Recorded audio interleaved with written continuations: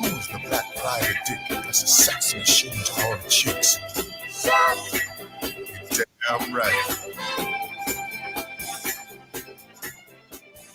Welcome everyone to another live Radical Republicans live show. Sunday night, 8 p.m. Eastern Standard Time, bringing it to you hot, bringing it to you unedited, unscripted, unfiltered, uncensored, and most definitely unapologetic truth for you.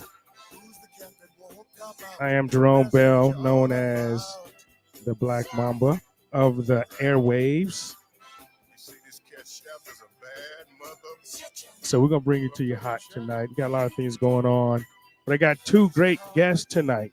Two great guests. The first guest, man, I think I actually double booked guys, but hey Scott, I'm gonna get with you at 9 o'clock, man. Is that okay?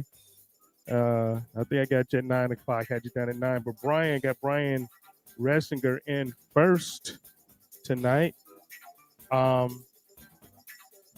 Brian is author of Land Rich, Cash Poor. My family's hope for the untold story. The untold history of the disappearing American farmer. And we're disappearing. The American farmer is disappearing. I'm out here, live out here in Idaho now, and I'm actually seeing it out in Idaho.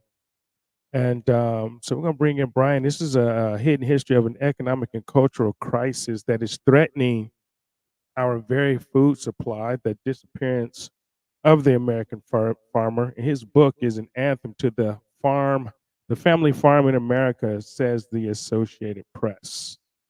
So we're going to be talking about this working class story of heart and hardship. And he's award-winning writer, Brian Weed's Forgotten Eras of American History of his own family's four-generation fight for survival in the Midwest farm country. I'm going to let him tell you the rest. You guys know how I do. I don't really introduce people. I let them introduce themselves. But first, before I get to Brian, I have to hit my sponsors up real quick. Okay, the first sponsor, definitely. In today's uncertain world, medical preparedness is non-negotiable, from natural disasters, as we have seen with Helene, to man-made threats. You need to be ready. That's where the wellness company steps in. The wellness company's medical emergency kit is the ultimate safeguard for your family. The kit includes vital medications like ivermectin, amoxicillin, and Z-Pak, with a comprehensive guidebook researched and written by the company's chief medical board. Trust in our team of esteemed medical professionals, including Dr. Peter McCulloch, Dr. James Thorpe, Dr. Harvey Rich, Dr. Drew Pinsky, and other truth-seeking doctors. They've curated a gold standard solution to keep you safe no matter what. So act now. Visit twc.health/FFN and use promo code MAMBA for an exclusive 10% discount. Don't gamble with your health. Choose the wellness company for the matched preparedness. You guys, and what's going on, with this weather? You guys know they're controlling the weather, right? And you guys know that that's a fact. Those conspiracy theorists are still undefeated because they are controlling the weather. They've been controlling the weather on record since 1947. So definitely want all you guys to go to freedomfirstbeef.com too. And look like Florida is about to get hit with another hurricane. Looks like a direct hit on Tampa. I got a cousin down in Tampa. He's saying right now, it looks like that they're going to get a direct hit in Tampa. So let's pray for all the Floridians. You guys know what's going on, in North Carolina and Tennessee, and up there in Appalachia, and in the southern states down there, South Carolina, Florida. And we just pray for you. We just pray for those people, and all of our prayers go out, for them people. But hey, people make fun of preppers, man. You see what happens. You see what can happen. Okay. So I want you guys to go to freedomfirstbeef.com, freedomfirstbeef.com. Prepper All Naturals. They specialize in freeze-dried, high-quality, non-GMO beef for prepping. Committed to no antibiotics, growth hormones, or mRNA vaccines. It will last you more than 25 years. And you go and use promo code MAMBA, and you're going to get a 25% discount. Okay, so make sure you guys go there. Store up on some food. Store up on a little bit. If you can't do much, do what you can. I've done mine. I have my wife, a pantry is full of stuff down there, and she gets on me about that. But I honestly believe, that we definitely need to do that. So make sure you do that and continue to prep. So I'm gonna bring in Brian Reisinger to the stage. Brian, how are you, sir? Hey, Jerome, I'm doing good. How about yourself? Probably. I can't hear you. Oh, I'm sorry. Can you hear me now? Hmm. Can't hear you. Hmm. Uh-oh. All right, so we're having some technical difficulties with Brian there. Let me see. Not on my end though. Yeah. You weren't muted, I don't think. No. Check it out. No, because your mute came in, but something's happening. Can't Yeah. hear you. Let me come. I'll come right back. Right. And we didn't do a sound check. You guys know, hey, we're live here. We didn't do a sound check today. I was coming in late. Had some running around to do the day before the show, and so we didn't get a sound check in. So that's my fault. But anyway, I hope y'all are having a good week. I hope you all are, down there. And all right, let's try this again, Brian. Hey, can you hear me, Jerome? Oh no, No. microphone on. You got the Microphone sound. on. Everything's Yes. on. Uh, I can see you good. Great, great video. And yeah, and I have you up on my end too. So I'm not sure what's going on there. Um, Hmm. yeah, your mic is not muted No. because you went out and came back in. So Let me try one other thing. and you authorized your audio, right? I did. Yeah. Authorized your audio, authorized video. Never had this problem before. Well, I got FBI surveillance in my neighborhood. I don't know if they're surveilling me or somebody else. I was hooking up wireless. I was turning on wireless today, and I see this for the very first time. It says FBI surveillance van number 9 or something like that. I'm like, hey, where'd this guy come from? So I wonder.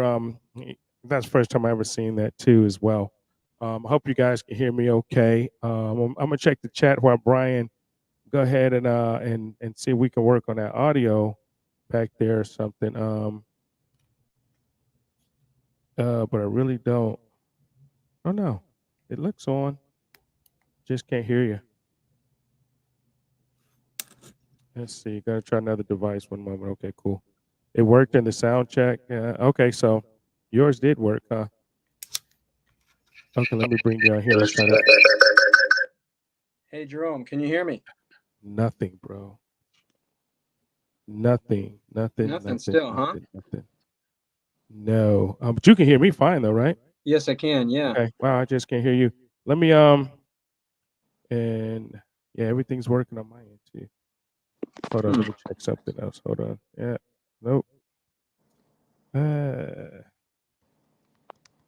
hold on one second. Let me try this.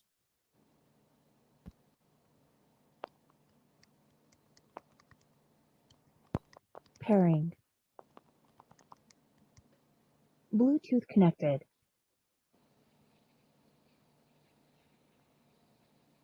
Bluetooth disconnected. What about now? Can you still hear Hey, me? can you hear me, Jerome? Yeah, I can hear I you. can't hear you at all. Wow. Hmm. Uh, you got a mic? You Mm-hmm. got is your sound track working? Mm-hmm. Authorized audio did sound check. All work. Wow. Hey man, maybe they're jacking with me. I don't. I don't know, man. I hope that's not gonna happen to for the rest of the night. I mean, I hope we can get. I'm not sure, Brian. I'm sorry, man. I'm not sure what's happening. Your mic's not muted. I got you up and everything. Like I say, Yeah. everything looks good, Can man. you hear me now? Now this is what happens when you do a live show, though. Hey, you have technical difficulties live. You can't fix them, or Right. whatever the case is, and yeah, you just gotta try to keep rolling on. Um, yeah, but you're on stage and everything, so I'm not sure what's going on Hmm. with the sound. Hey, try to just download. Just try to do this. Go out, reboot your computer and Okay. everything, and then just try to come back in. Okay. Okay. Yeah, try that. Okay, we'll just keep moving till Brian gets back on. So, but the next guest we're going to have on later in the show is going to be Scott Bennett. Scott Bennett is a second. It was well, in 2011. He's a second lieutenant. He's a whistleblower, and I'll tell you more about him later. So I tell you what, while we go around, we're gonna go and look at some And we're gonna go in the chat to see TBB. What's happening? TBB K9 girl, how are ya? Stormy says hello to all. Tampa Bay is my longtime home. Yeah, man. So you can hear, so you can hear him. I can't for some reason. You hear both. You're both. I cannot hear him. For some reason. I don't know what that is. I can't hear him. But you can hear them both. Wow. Okay. All right. So I'm not really sure what that is then. You can hear both of us. You can hear Brian, but I can't hear Brian. That's weird. That's really weird. Okay, so TBB says he can hear us both. Good to see you guys. I appreciate it. I've never had this happen before. I've never had this to where I can't hear a guest. Everybody can hear me, but I can't hear the guest. That's pretty weird. And I have no clue how to fix it because it's never happened before. Let me check settings out. Let me do some things here. Audio's good. Speakers, echo, yep. Portrait, new landscape. I mean, because I know they did some.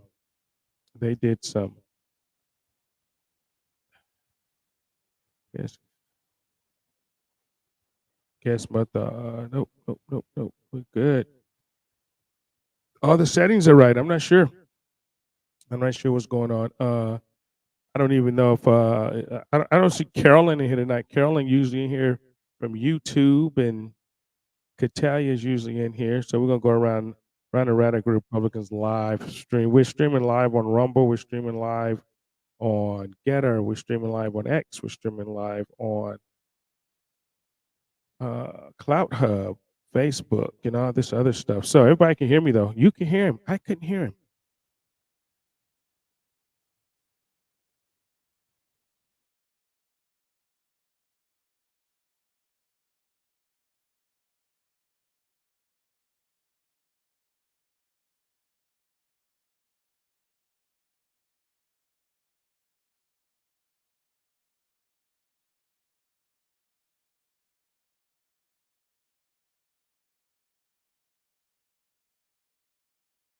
All right, I'm gonna try to bring Brian back. Maybe it's me. I don't know. Everybody can hear you, Brian, but me for some reason. I don't know why I can't hear you. It's Hey, really Jerome, can you hear me? okay. So now everybody can hear you, but me. Huh. Everybody can hear you, but me. Hold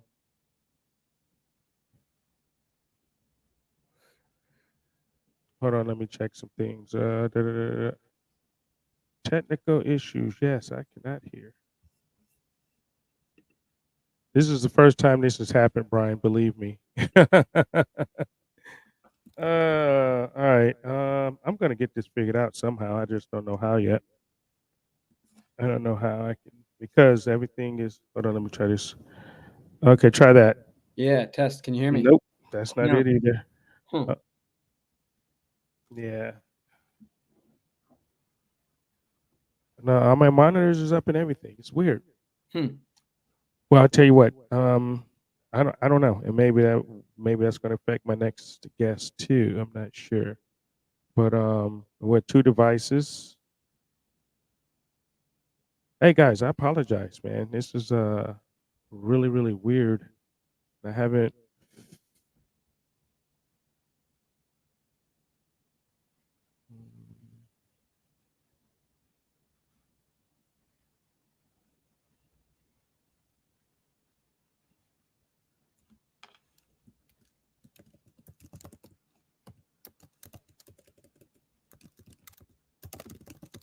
No, I honestly can't figure this out. Hey, Carolyn over there, we see you.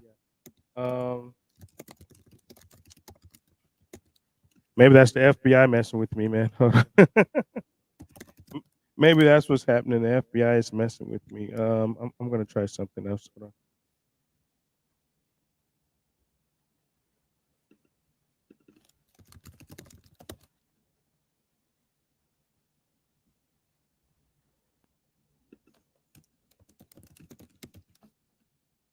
I was just disconnecting my earphones and everything, but Yeah. Still can't hear me? everybody can hear you, Brian, but me. Huh. I need to be able to hear you though. It's important. I need to be able to hear you though. Hold on. Let's go edit mic settings. Let's go. No. No, man. Oh, wait a minute. Hold on. Let's see something here. Edit mic settings for Brian. Let's see something here. Say something now, Brian. Test 1, 2. Jerome. No, still can't hear you. No. It's weird. This is the weirdest thing ever. Maybe I need to reboot my computer, but then I'm gonna have to start the show all over again. And I honestly can't do that. I'm streaming on too many shows. But you know what? I might have to for some reason.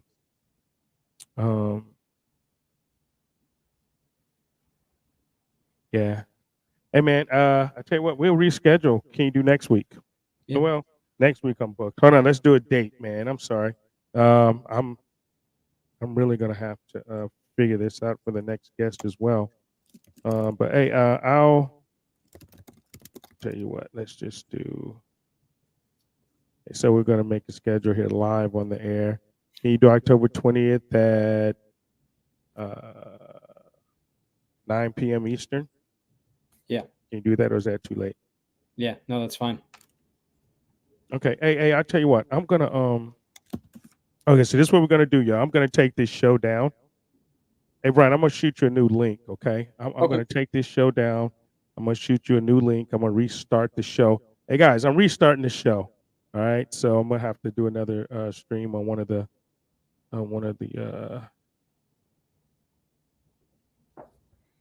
channels. So what I'm gonna do? Hey, Brian, I'm gonna send you a link to. Let me see if I got your email. See, you guys can hear Brian. I can't. Okay, so I'm gonna just take the show down. Wait a minute. Hold on. Let me see something. Hold on. I think I may have found it. I think I may have found the problem.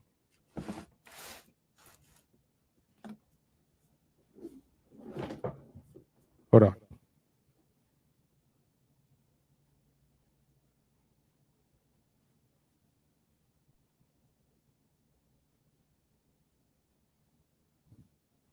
I think I figured it out. Say something, Brian. Hey, test 1, 2. Jerome. I gotcha. There it is.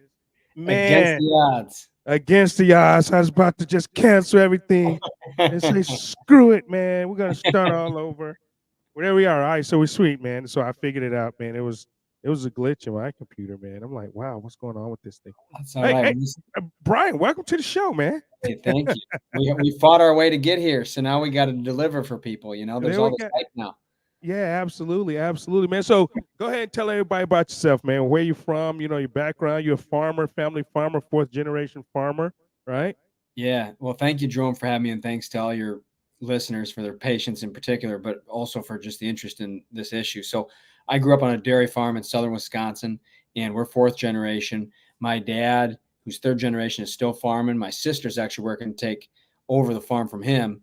And I had a career off the farm in business journalism and public policy. And now I'm honored to be able to tell our story. And what I've done is with my book, Land Rich, Cash Poor, is I grew up with a disappearing way of life. Farms like ours were getting wiped out. And we were lucky to have a good middle class living, but it was slipping away. And we could feel that. We saw farms going by the wayside, going bankrupt, disappearing all through my childhood. I didn't know why.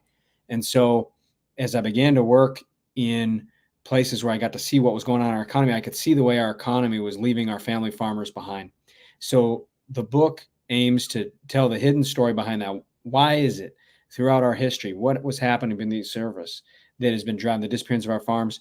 And then weaving that with my family's own story, starting with my great-grandfather escaping pre-World War I Europe, on up through my grandpa surviving the Great Depression, my parents surviving the farm crisis.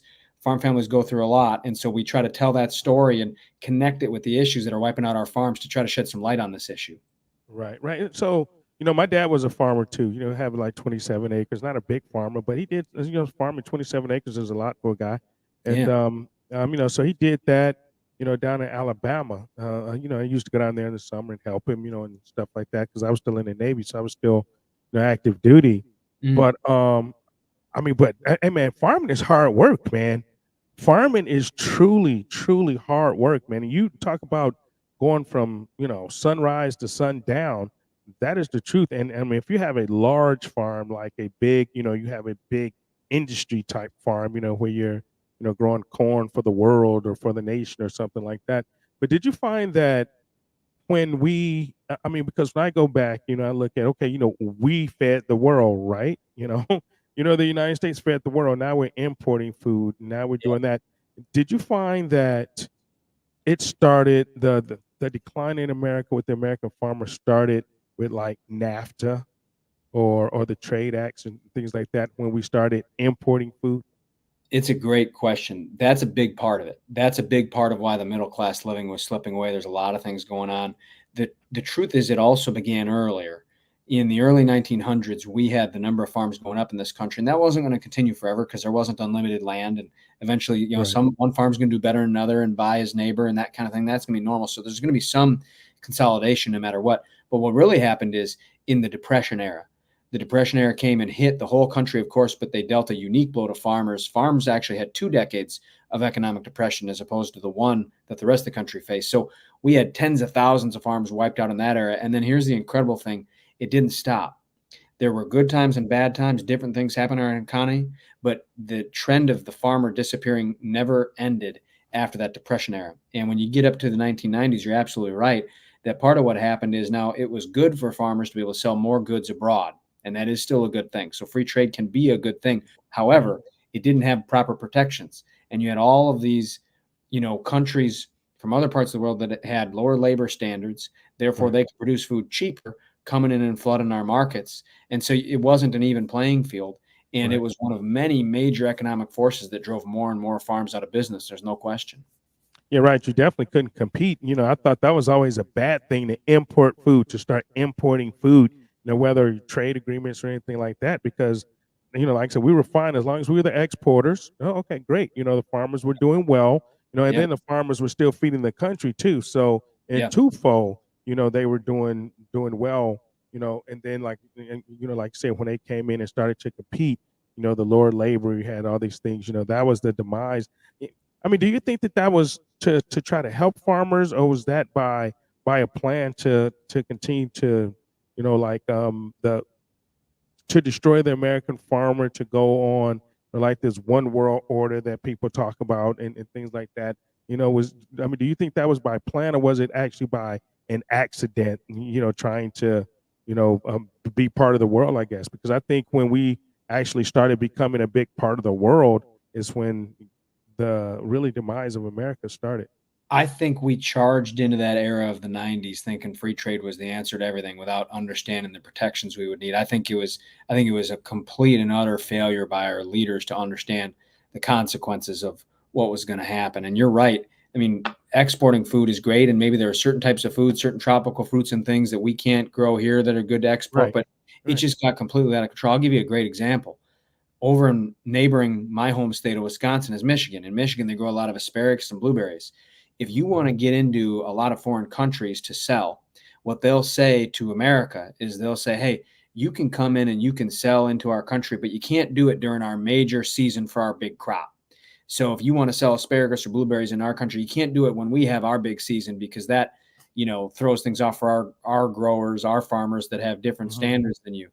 Well, we don't do that in this country. Even though they were the most powerful country in the world, even though we could drive a hard bargain to protect our farmers, we say, hey, bring your asparagus, bring your blueberries in all year round. And so you got all these Michigan farmers, they can be as efficient as possible, they can be as Right. competitive as possible. The American farmer can compete with anyone across the globe when it's a level playing field. But they've got all of these countries that have lower labor standards and therefore cheaper costs. And for whatever reason, our country lets them come in and sell blueberries and asparagus all year round. And other countries will limit that. Other countries Right. say, hey, you can grow it this time of year. We can grow it that time of year. Let's help each other out. That's trade. That's Right. trade. But Right. when you Right. Right. Right. Exactly. That's fair trade, and that's what it's supposed to be. exactly, It's supposed to exactly, be fair trade. So yeah, I exactly. mean, and Donald Trump, like, he got us out of the WTO. I think us being in the WTO was a big factor also in the decline of the American farmer, because, like you say, we can't compete because it's ran by idiots, right? Our country's run by idiots, and we don't have the protections like that. So what other protections would what you guys need, or what the American farmer need to be able to even maybe get back to where they once were. Yeah, all the American farmer needs is a fair shot. We just need fair competition. And so there's that element of it from a global trade standpoint. From a domestic standpoint, we want to make sure that we have policies in this country that are fair to businesses and farms of all sizes, large, medium, and small, and not leaving them behind. And the other thing is technological innovation. So, Jerome, at one time, America was a leader in innovation in the country, agriculture and otherwise. And there's still a lot of innovation that goes on in agriculture. But research and development is at its lowest level in decades. And that research and development has been focused on technology that doesn't help farms of all sizes. There's something called scale neutral technology. And that's where you got technology that could work on your dad's 27 acres or my dad's acreage in Wisconsin, or farms that are larger than them. And we moved away from that in the second part of the 1900s.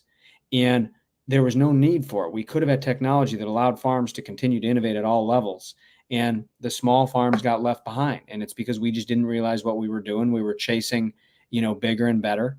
And we weren't realizing that so many of our farms were being left behind. So that was another really big factor as well. And when you combine things like the global forces you and I are talking about and technology leaving farms behind, when you combine that with the fact that there are major downturns, there's the Great Depression, there was the farm crisis in the 1980s where farms had their very own depression, basically. And when you pile that all in together, it's you begin to see how farmers have been stamped out in this country decade after decade. We've actually lost 45,000 farms per year on average for a century now. Hold on. Yeah. Hold on. Not, you said 45,000 45,000 farms on average per year for a century, for the past century. That's lost. We've lost 70% of our farms in this country. And like you said, why are we wiping out our farms and importing food? What kind of sense does that make? Why not make sure that our farms have a fair shot so they can feed our country and the rest of the world, rather than wiping out our farms and have to buy more food from across the globe? It makes absolutely zero sense. I mean, it really does, because we should, like you say, the bananas and the kiwis and the pine, things like that we can't, grow here, okay, come on, bring those in. I love those things. I love to eat me a good kiwi pie, key lime pie and a good kiwi fruit every now and then. I love bananas. But but to the detriment of Americans, to the detriment of the American farmer. Yeah. Like you say, the question is, why would you do that? Or how could you actually do that? Because we're at a crisis now to where they're talking about food shortages here in the United States. Food shortages. Because look at the weather. The weather is playing a big factor, has played a big factor, over the last, I guess you can say century as well too. But the way they're, I'm gonna say modifying the weather, because I know they do, and they can play with the weather. Do you think that they actually do that on purpose to continue to, wipe out the American farmer? So we have to go on a global scale and have to, be in this big world trade organization? Well, I'll tell you, I don't know the answer to that, but I do know that farmers have been treated as pawns in pursuit of other economic goals. And we, look, affordable food, cheap food is really important. And I think our leaders were trying to do that in both parties, the Democrats as well as the establishment of the Republican Party historically lost sight of the impact of their policies. And to your exact point, we've now lost so many farms that it's affecting food prices. And there's two big ways that it's affecting food prices. The first, you said, it's food shortages. So we saw during COVID, when COVID and the government's reaction to COVID shut down industries, you had farmers trying desperately to sell their food, consumers who couldn't get the food they needed in the grocery store, and if they could, it was more expensive. You see that with weather events. You see that with bird flu. You see that with the war in Ukraine. All these different things, anything that interrupts the flow of food to the American dinner table, that jacks up the prices. So food prices are through the roof right now, partially because of the vulnerability of our supply chains, which is tied to this issue of our disappearing farms. The second reason is what I mentioned about innovation. When you have an industry that is getting hammered as hard as American agriculture is, even though there's a proud record of innovation, you got technology leaving farms behind and you got economic hardship hitting farms, that innovation begins to slow down. And when you stop innovating in an American capitalistic system, prices go up as well. So those shortages and that stalling of innovation, that means that food prices are high and are going to continue to get higher, even if our political leaders figure out what to do about this inflation. So what? So if you were the president, or if you were running the country, what would you do to bring down food prices? What would you do to hopefully keep American farms intact and keep American farms growing, and hopefully get some more people back into farming? Because I'm like, yeah, I'm not selling those 27 acres, sis, or anything like that. Might have to go down here and start growing some corn and stuff myself. So if you were running the country, what would you do? Help me out. Well, I'm sure as heck never going to be running the country or running for office. I can tell you that. But Mhm. if we had an ability to make the changes that I would make, what I would do is I would begin a research and development revolution in this country where we have more research and development going on, more American innovation going on. And I would say, let's have it focused on scale neutral technology so that your small farmer can adopt it just like your medium and larger farmer. Let's have everybody able to innovate and compete. And I would make sure that we have free and fair trade internationally, and that domestically we have policies that make sure that small business gets a fair shot in this country, little guy gets a fair shot in this country. And then I would really encourage farmers and consumers to focus on the question of what can you do to create new opportunities for farmers. And what I mean by that is all of us as consumers, we need to buy food that's affordable and at places that are affordable. And you can do that. You can get your food at your local grocery store. You can also encourage your local grocer. Some of them carry local options. You can encourage Local, your local right? Local. Hmm. carry more local. Same thing for your restaurants. You can stop at your local butcher shop too. You can stop off at your farmer's market. If the American consumer begins to show that they want fresh local food, in addition Right. to what we can import, that can create more entrepreneur opportunity for our farms, and it can mean more choices for our consumers. And we can have a world where you have this amazing global supply chain, and that supply chain doesn't have to be as vulnerable to disaster because we can also have local and regional economies supplying food all over this country as well. We can do those things if we focus on them. Hmm. Yeah, I agree. I mean, because I only buy local. I only shop at farmers markets. I buy my I buy my half cows from my rancher. There you go.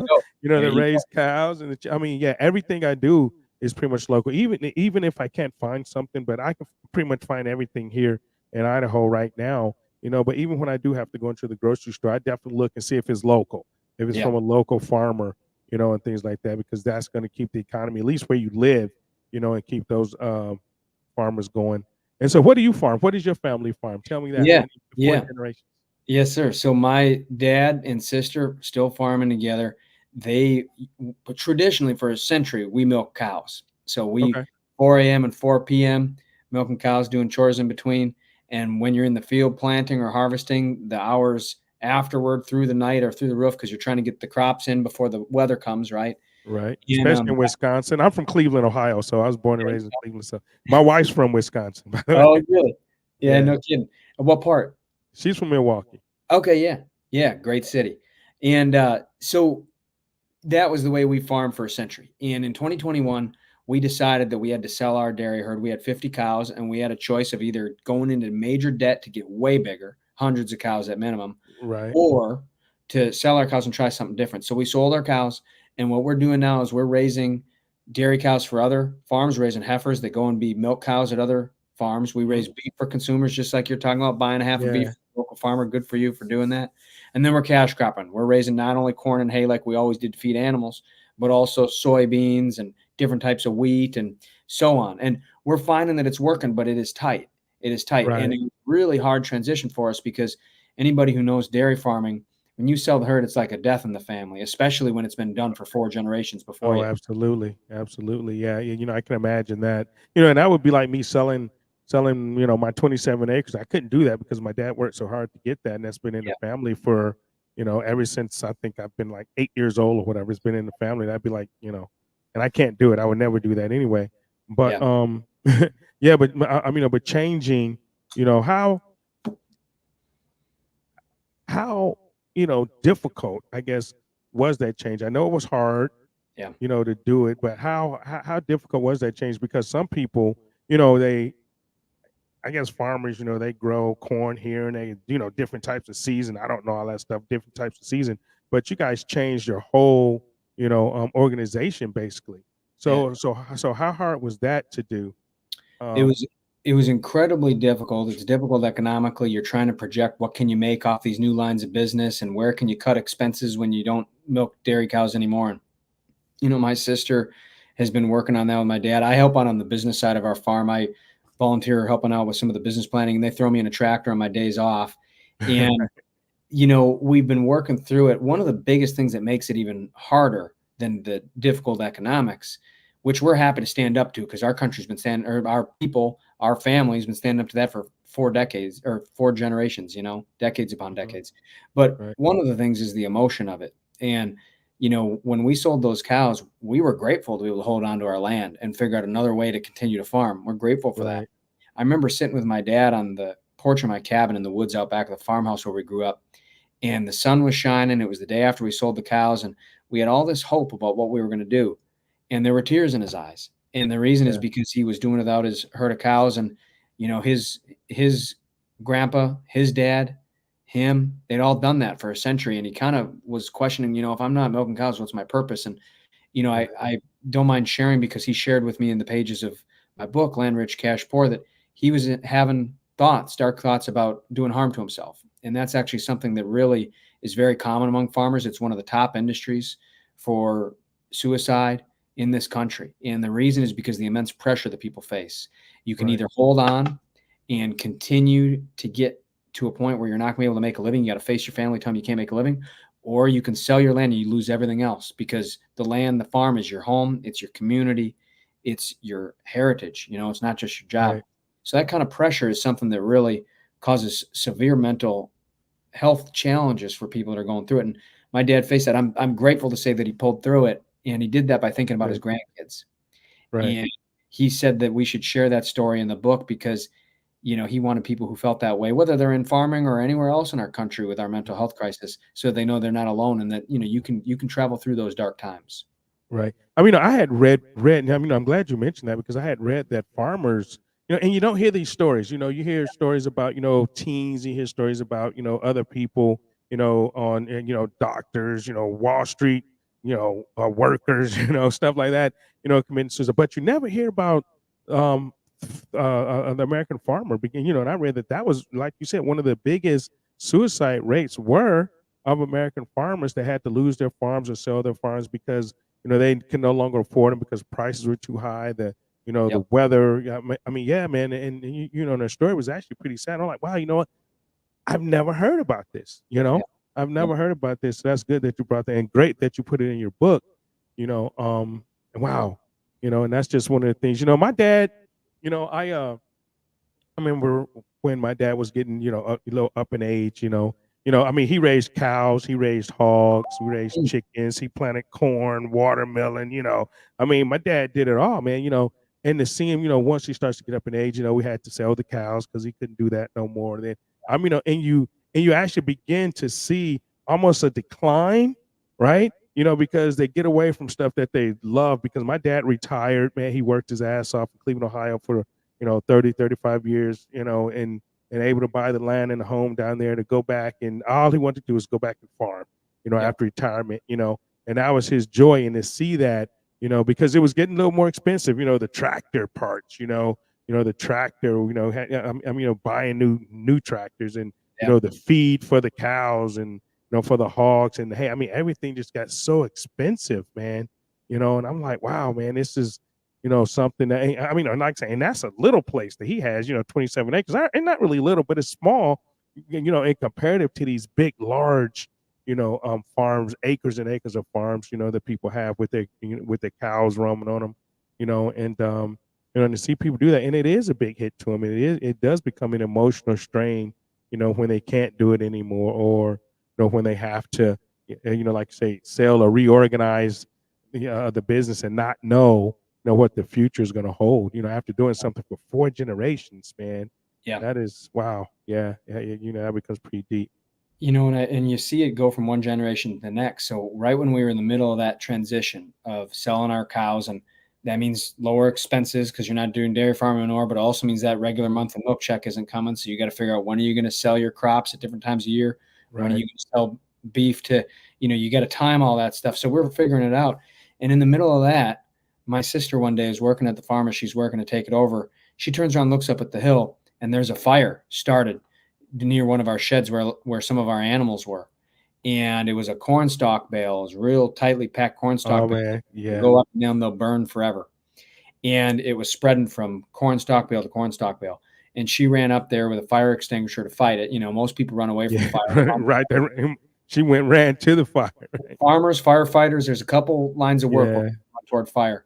And she was working to put it out. It got too big. She realized she couldn't. She had her young son with her. So she had to pull away and call 911 and had the fire department coming out. And thankfully, she called me and I come flying in on the pickup at speeds I don't care to disclose. And we all, as a family, were there with the firefighters while they fought the fire. And we did different things, moved things around, tried to help, got the animals out of there. My sister thankfully did that right away. nice. And, that's the kind of thing that can wipe a farm out, because when you got farms that are this close, ground Right. down into the ground, the thing that can finally put them under, it's usually something like that. It's a Yes. fire. It's someone getting laid up with an accident. It's something like that that just puts the farm just over the edge when they were already living on it. Right. Right. Yeah. Yeah. Wow, man, that's a great story. Um, your sister sounds like a fighter, man. She She's sounds an awesome. American badass, man. There's no question about that. I love that, man. American badass sis. You have to have her on, man. Talk about American badass farm women. Yeah, that's right. She's got some stories. And it's been a really cool thing to see her do that. And So tell me some of the stories, man. Tell me some Yeah. of the stories if you want to share, some of the farm stories. What is some of your fondest memories of growing up or being on the farm? Yeah, I'll tell you, I remember working with my dad from the time I could walk. He used to take wheelbarrows of corn up and down the manger of the barn, and he would feed the cows by hand. I would sit on top of the corn pile and I'd dump out feed to him with him while we were going. And I remember doing things like that from the very beginning. I remember getting up, middle of the night, early hours, if we knew there was a cow that was giving birth to a calf, was having a hard time. And we'd go out there and I'd watch my dad help the cow give birth, and he'd deliver the cow, and the calf would come down and he'd clear its mouth, and we'd wait to see if it was going to take its first breath or not, and that's a beautiful thing to see that first breath. Yeah. And people ask, with farming so hard and such hard work, and then the weather that can bless or threaten your work, and the farm accidents. I mean, we've had people who've been maimed and killed that we've known over the decades. And people ask why you would do it. Well, because working close to the land and working with animals like that, it gets down into your blood and your bones, Yeah, and right. it's a beautiful way of life as much as a hard way of life. Yeah, it is, man.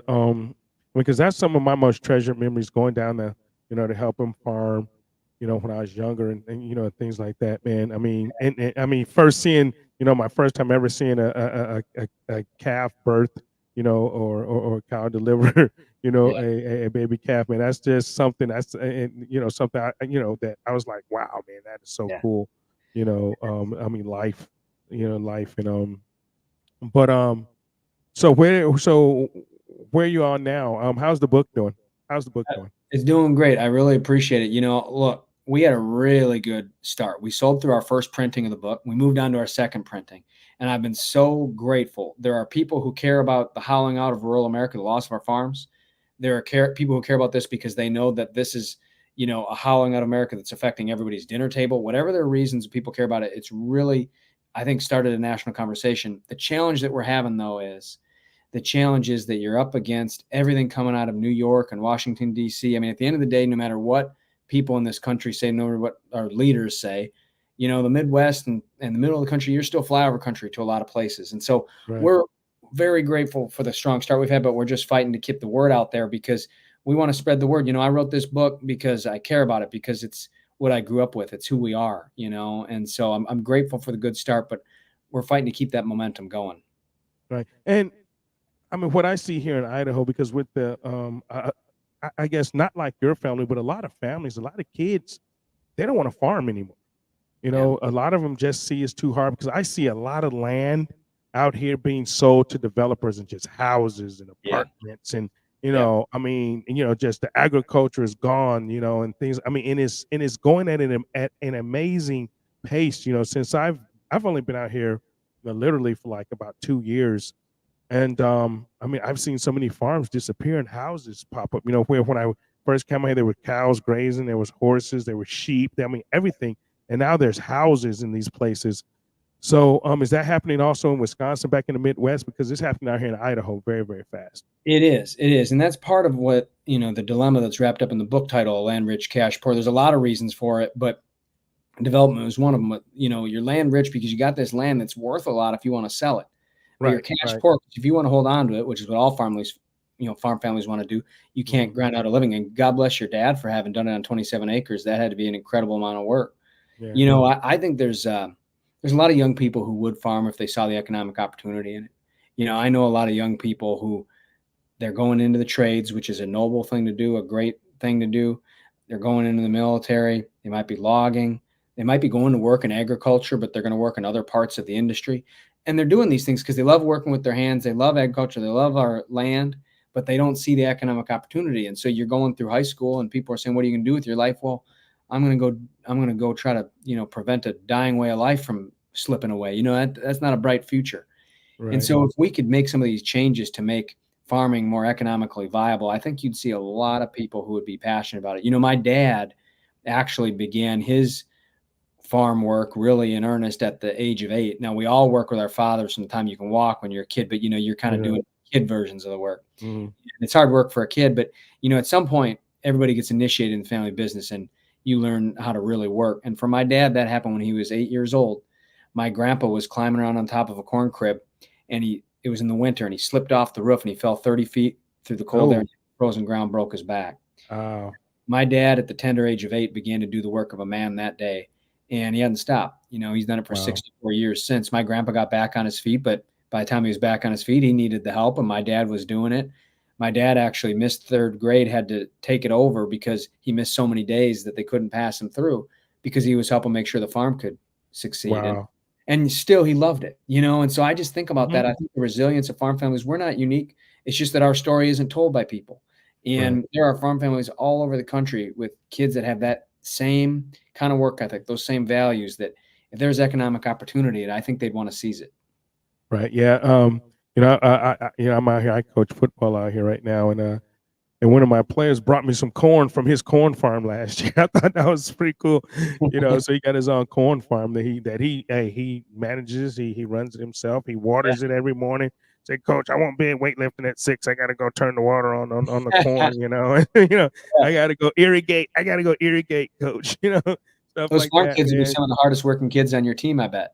Yeah. Oh yeah, man. They're hard workers. They're hard workers, and and you definitely appreciate that, to see, a lot of these kids. And you can't say no to them or anything like that because, hey, they're working their farm, they're, doing their way of life, I came here from Virginia Beach, and it's totally different.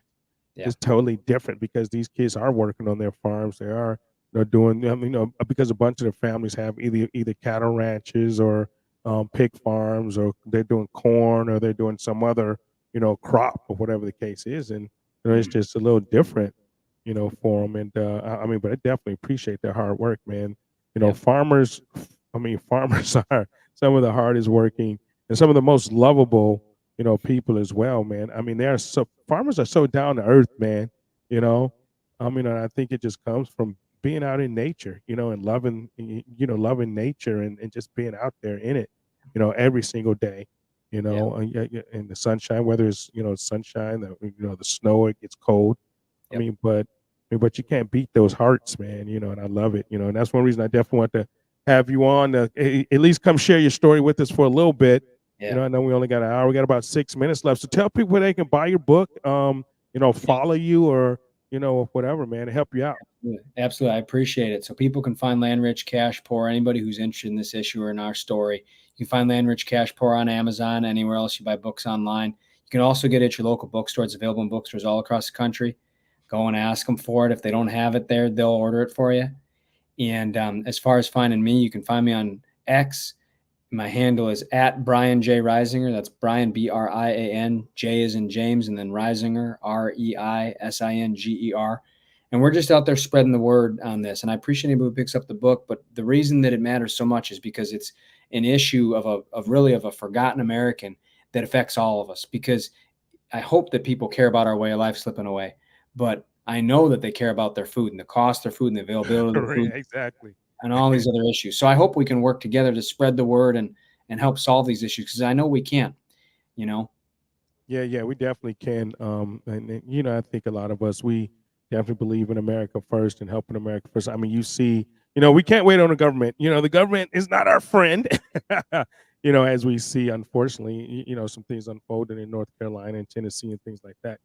So it's definitely up to the American people to uplift ourselves and uplift American farms. Like I say, guys, hey, buy local, buy from your farmers. As much as possible, unless you need bananas or kiwis or something, then Yeah. they can't help you out. But but definitely keep supporting your local stores and your local farmers. And like Brian said, if your store, if your local store or supermarket are not, bringing in local farmers food, definitely request that. I Yeah. think a lot of them are now. I think, at least I know where I am. They are. I mean, it's all a lot local here. Support your local um farmers markets and things like that. So yeah, man, appreciate you coming on. Shannon, Well, so sorry for the technical difficulties earlier. I was an idiot. Looked like I had something muted up here. I didn't even know that there was a button up there. we're raised Yeah. in farm families and not get discouraged too easy. And you do a live show every week, so you're a brave man. So we got through it together. Yeah, man. Yeah. Thank you for your patience. I appreciate that. And love to have you back, man, a little later and have your sister on. I want to see the badass farm girl. I I want to love meet her, man, and have her here next time with you. that. That If sounds possible, good. at least have her on. I know you guys are probably not in this. No, you guys in the same city. You guys still live around each other? So I go back and forth. I live part of the time on the family farm, and I live part of the time in Northern California to my wife's family. And people say, how can you afford two places?" I say, I can't. I can't hardly afford a place in California. We're renting out here in a little small town up in the hills. And Right. then I'm just lucky to be able to live on the family farm when I'm back home and be closer Yeah. to my roots than ever before. So Yeah. It's always good to go back home, man. I love going back home to the farm, man. Every chance I get, yeah, hopefully I'll be back soon again. And but yeah, man, it's cool. So thank you, man, for joining and sharing on the Radical Republicans live show. And hopefully we'll see you again soon. thanks so much for having me. Appreciate All it. right. Appreciate All all right. your listeners. All right. Thanks, Brian. Appreciate you, man. God bless. All right. You too. Bye bye. There it is, guys. A story of the American farmer, and he's not alone. He's definitely not alone, and because they are disappearing. You guys know, you guys see what's happening with our food prices and stuff like that because we're you know importing food that we probably shouldn't be importing. Like you said, it's not a level playing field. I mean, who would not want to give our farmers a level playing field? They feed us. They keep our food prices down. And I'm so I'm really glad, man. I'm just definitely just gonna give a shout out to the port workers. I mean, they could have stayed on strike, man. I mean, they could have stayed on strike through the hard times, but with this hurricane thing, but they went back to work at least till January 15th. They get paid a lot of money, but hey, I'm sure they have their reasons. I mean, they don't want to get put out of their jobs because of automation, and AI and things like that. So a lot of the things that they were fighting for, I think, is legit. 77% pay raise, yeah, for 6 years, because I know those longshoremen, they get paid bank. I mean, but I mean, I guess it's just like any industry. But thank you to them for coming off strike, especially in the time of need of these North Carolinians and the Tennesseans and Florida and like I said, Florida's about to get hit again. Georgians, I'm sorry, not wanting to forget about Georgia and anything like that. So, but but yeah, man. I mean, if we lose our American farmer, we're done here. We're done. And like I said, a lot of these kids, like Brian said, they don't see the economics in it. They don't see how they can make money in the farm. And things like that. So they're just selling the land to BlackRock and Vanguard and these developers, and you know what they're doing, man. They're buying up all the homes, and then people that can buy homes are, and the ones that can't, they got to pay high rent, and things like that. So, but we definitely need to go back to grown in America, sold in America, made in America, staying in America. We definitely need to take care of America first. And so I had got I screwed up double booked earlier, but we're gonna have Scott Bennett on here in a few minutes. Got to be back at a little bit 9 o'clock, hopefully. I think it's about 9 o'clock now, but I had told him to come back, and I apologize for that, Scott. Um, hey, but when you're your own manager and when you're your own producer, your own booker, your own technical expert, this has your name on it. My sister sent me something, but what has my name on it? I'm looking. Okay, I'll look at that later. Sorry. It's live, man. It's what I do, man. All right. So anyway, I guess we go around the chats here a little bit, see what people are talking about, and things like that. So I see Susan. Susan is over here in Rumble. Susan goes and does sea turtles. She's like a sea turtle counter or releaser or something like that. She every time I talk to Susan or something like that, she's out doing sea turtles in like Carolina, South Carolina, something like that. She makes the little pathway so when the turtles hatch, they swim out to the little ocean. It's actually pretty cool, man. So thank you for tuning in, Susan. Appreciate that. Hey, I want to give a shout out to my boy, Jamie, Jamie Cologne. He retired. He had his retirement ceremony. Finally, yes. What was that? On Saturday, yesterday, he had his retirement ceremony yesterday. And Jamie's normally listening to the show, but he has all his family home. He has all his kids and his grandkids and the whole family for the first time. He said so. Um, hey, congratulations to my boy out there, and hope you had a good retirement ceremony, brother. I appreciate that. Appreciate you. He used to work for me. Jamie was. We traveled together around the world together. He used to work for me too, um, and he was definitely, one of my best friends. And I appreciate you for your service, man. And I'm glad you're officially retired. You're not on the retirement rolls yet. They can call your ass back. Officially on the retirement roll. So, man, but we appreciate you, Jamie. And hey, hope you're having a great weekend, my brother. And got something for you coming in the mail, man, but you won't get it till next week sometime. So, all right. So next, my next guest. This dude is certifiably a badass. I've been following him for a little bit, and I've been lucky enough. I hit him up, and he said, "Yeah, man, I'm free Sunday. Let's do it." This dude, he's second Lieutenant Scott Bennett. He's a PhD, U.S. Army Operations Officer and psychological warfare analyst. He was unlawfully imprisoned on trumped-up charges by guess who? The Obama administration for filing intelligence reports exposing. Now, get this, guy exposing terrorist finance corruption involving, guess who again? The Clinton Foundation. Sound familiar? The Muslim Brotherhood. Sound familiar? U.S. Central Command. Yes, yes, our own military. U.S. Central Command. And Booz Allen Hamilton. I think Booz Allen Hamilton, I think that's um Snow. Edward Snowden, right? Didn't he work for Booz Allen Hamilton? I'm going to ask Scott about that. But he was a whistleblower too. But he was imprisoned, fought his way out, but not before continuing his research and filing additional reports to Congress, all from inside jail, using intelligence materials provided to him by WikiLeaks. Yeah, Edward Snowden. There we go. Hey, I just had to scroll down a little bit. Eric Snowden, fellow Booz Allen Hamilton colleagues, and Swiss bank whistleblower Brad Birkenfeld. This goes deep down the rabbit hole, you all. This goes really deep. But what we're facing now, what's going on here now in the United States, this is the rabbit hole. This is the rabbit hole. And Second Lieutenant Bennett reported one of the greatest example of betrayal and government corruption against the military in the West, in the history of Western civilization. So, guess who we have? We have Mr. Scott Bennett to the show. Badass. Scott, how you doing, brother? It's good to be with you, Jerome. Hey, man, thanks. Sorry for the time mix-up earlier, man. But damn, it's great to have you on the show, man. I like your hat. I'll wear mine just for you. How about that? Oh, hey, brother. I wear it all week. I'm gonna wear it, and I'm gonna wear it until we win this election. And Amen. I wore my other one for the last election.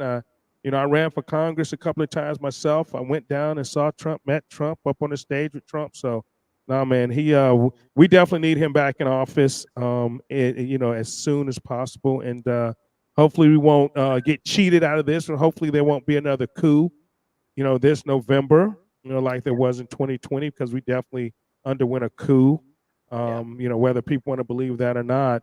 But hey, but tell people about yourself, man. Tell people about your book, Shellgame, too. Well, your intro was good, so let's reflect on that because it builds up to everything we're going through here. And let me just give the website links. People can go to shellgamewhistleblower.com. We're also consolidating into another website called destroy-cancer.com, which we have supplements up there. And I'll just say, Okay. we have an Indian black salve. I don't know if you've heard of it, but it was made by American Indians since the 1800s. The FDA's try to shut it down, but it destroys skin cancer on contact. I had a skin cancer on my back. Wow. Friend of mine said Joanne Moriarty, who's a great gal. They were all in the Libya situation. I mean, they have a hell of a story. But she had recommended this, and I put it on the skin cancer, and for 4 days I put it on, and then 2 weeks later it scabbed and fell out of the body. So if anyone Wow. has a skin cancer anywhere on your body, on the arms, legs, anywhere, take the Indian black salve, you put it on for 4 days, and then leave it, cover it with a Band-Aid, and then 2 weeks later it'll scab and fall out. People can take it internally too.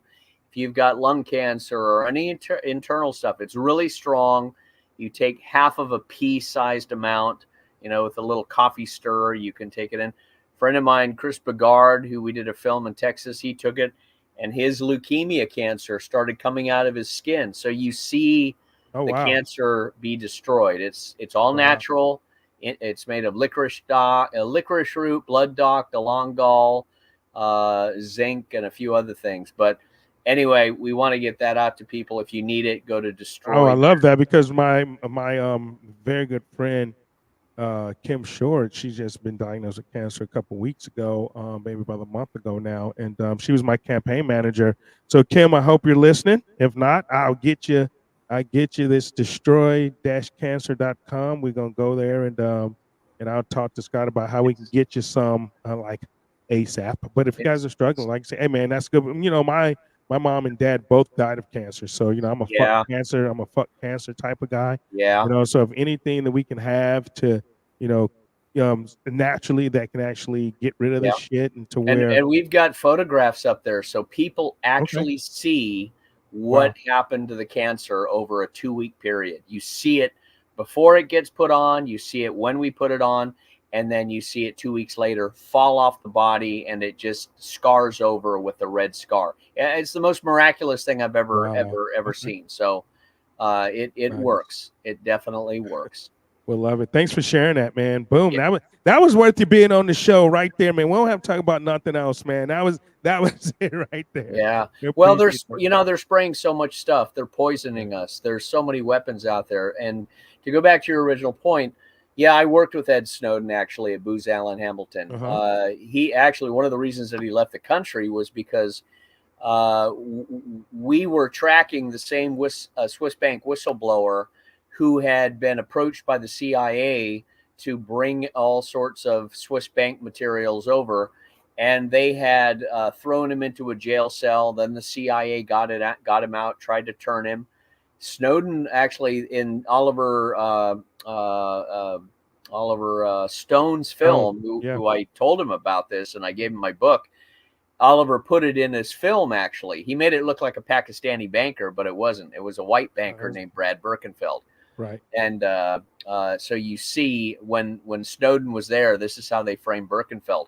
When I was in U.S. Central Command, Special Operations Command, doing Army psychological warfare terrorist financing, I tracked down Birkenfeld and the Swiss bank, Union Bank of Switzerland, and it led to this whole tree root labyrinth of dark things that they were doing in Asia and Syria and Libya and Ukraine and elsewhere.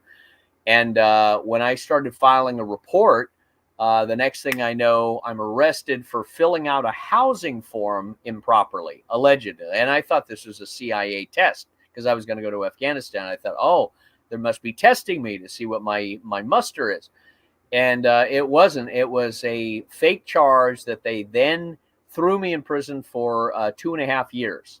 Now, I'd never done anything before in my life. I should never even had a slap on the wrist, but they amplified it. You know how they work. Of course, Threw me in. But everyone except Hillary Clinton, who should be in prison. oh my word! Well, and that was one of the key targets, because we had exposed Hillary Clinton, the Clinton Foundation, when she was Secretary of State, Eric Holder, Lanny Brewer at the Department of Justice, the law firm that they worked for priorly called Covington and Burling.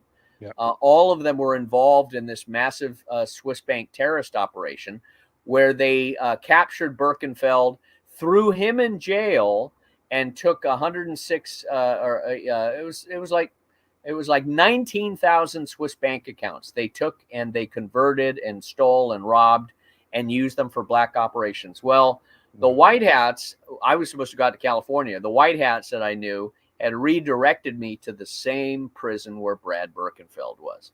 Okay. So nobody knew about that, but I wound up at the same prison. I debriefed him, and that was the Shellgame report.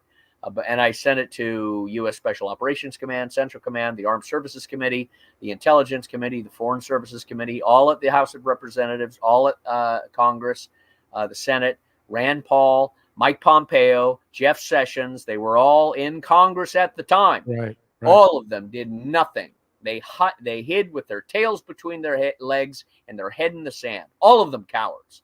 So I have no respect for any of them on this level, and I would tell it to their face, because I was reporting as an officer threats that were undergoing. Well, when they threw me in jail, that's when Snowden saw Birkenfeld, myself, the tie-up. He knew they were going to be coming after him. They went after Michael Hastings, and Snowden got out of the country. So that's why he left. So, okay. And, people, of course, they say, well, he was a traitor. He gave away espionage. He gave away secrets to the Russians and all that. But that's not what it was about anyway. He was next. He was next.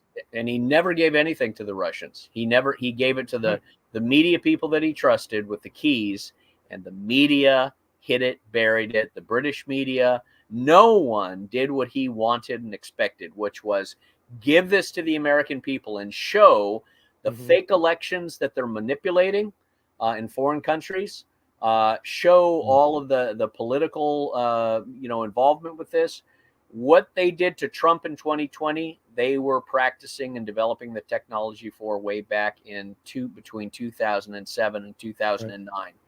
Right. So now we've lived up, after Obama, and we've seen what he did with the wars expanding, and of course the biochemical labs in Ukraine, which Obama and Lugar set up.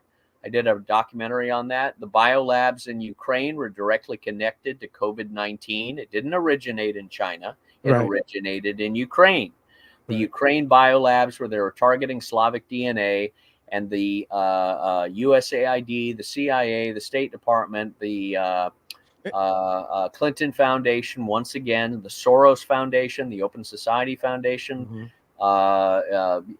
Johnson & Johnson, Merck, all these big pharmaceutical companies, all of them were in Ukraine developing this various stuff. And one of them was the bioweapon and the vaccine that was attributed to it. So that's one of the things that Russia has come out and exposed. So did other channels, but the American, and that's one of the reasons why Russia, they say, invaded. But that's Russia was going in attacking those biolabs. Yes, that's exactly right. Because Obama and NATO and the West had went in, and Victoria Nuland had went in. Victoria Nuland, man, she should be brought up on crimes against humanity. I'm surprised that they don't even have a Interpol arrest warrant out on her, because I mean, you're talking about Victoria Nuland, you're talking about Lindsey Graham, you're talking about John McCain, who's dead now.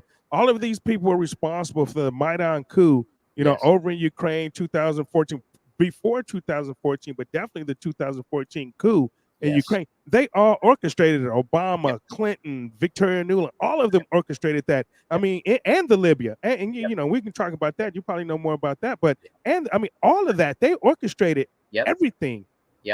That's probably why I got FBI surveillance and outside of my house somewhere right now that I've noticed after today. Well, you shall know the truth, and the truth shall set you free. Always be attacking. Always be on the offensive. No, never Oh, go absolutely. defense. You ever get an FBI agent show up at your house, you get their cards and you say, "What's your name? What's your name? What office are you in? Where's your supervisor?" You get your recording, get your phone recording Everything is when you open recorded the at my door, house. Everything is recorded.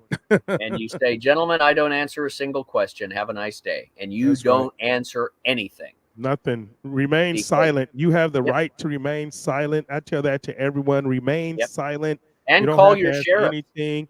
Call the sheriff and say, "Can you come get these dudes Yep, off my property? They're yep, trespassing on yep. my property. Come get them." Yep. Yep. Yeah, That's exactly right. Because as Bongino said, we're in a police state. We're in a weaponized government. absolutely. We're in a pre-Bolshevik revolution America. And Right. no one thinks it can come true. No, we're not going to have the hammer and sickle and all this. They're not going to do it that way. They're going to do it worse. They're going to make it an ethnic. If you're a traditional values person, a religious person, a white person, black person too. I mean, Hispanic, anybody that is traditional or conservative or that believes in the Constitution and your Bill of Rights, all of those who are triple vaccinated, white, purple haired, LGBT, sexual schizophrenic types, if you're not of that crazy camp, they're going to come in and shut you down and harass you. And, I honestly think we are approaching a tear in a country. I'd like to think things go smoothly with the election. I'd like to think everybody's vote is counted. I'd like to think Donald Trump emerges completely victorious. But at the same time, I see and I've predicted for 2 years a specific black swan event that could be unfolding where they suspend the elections and they replace Kamala Harris like a shell Mhm. game. Right. And then you It's will funny see. you should say that. Because I've been saying on my show, and people that's been following my show for the past probably almost a year now, almost a year. I said there's going to be some event that's going to happen here in the United States. They're going to cancel the elections. They're going to suspend the elections because and there's no way in hell that they can let Donald Trump get back in office because they are truly afraid of what he actually might do this time, which he should have done last time. But Yes, he had too many snakes around him to do it. yes, But yes, I believe they're really petrified this time that he's really going to go through with what he should have done the first time. And so this is yes, why the attempted assassinations. I mean, this is why everything. This is why the invasion of our borders. They're letting anybody in our border, through our borders. They're arming them. I mean, I'm telling you, the people that they're letting through our borders are the people that we're gonna have to fight. You yes, know, we're gonna have to fight. And I've been telling my veteran brothers, man, hey, just be ready because it's yes, coming. It's yes, coming. It's going to be up to us to protect this country and fight for this country. But it's coming right here, whether you want to call it, they're going to call it a civil war or yes, something like that. But I don't yes. think it's going to be a civil, No, a civil war like Americans versus Americans, of course, no, like the rigor. I mean, it's going to be, like you say, us against them meaning yeah, the government types and, the people that they yeah, have allowed in the country to yeah. be their army, basically. Yeah, yeah. No, I think it'll be an 80-20, 80% 80% conservative traditional values, Republicans moderate, Kennedy voters, Trump voters, Tulsi Gabbard voters. All of we're seeing this emergence of a political uh,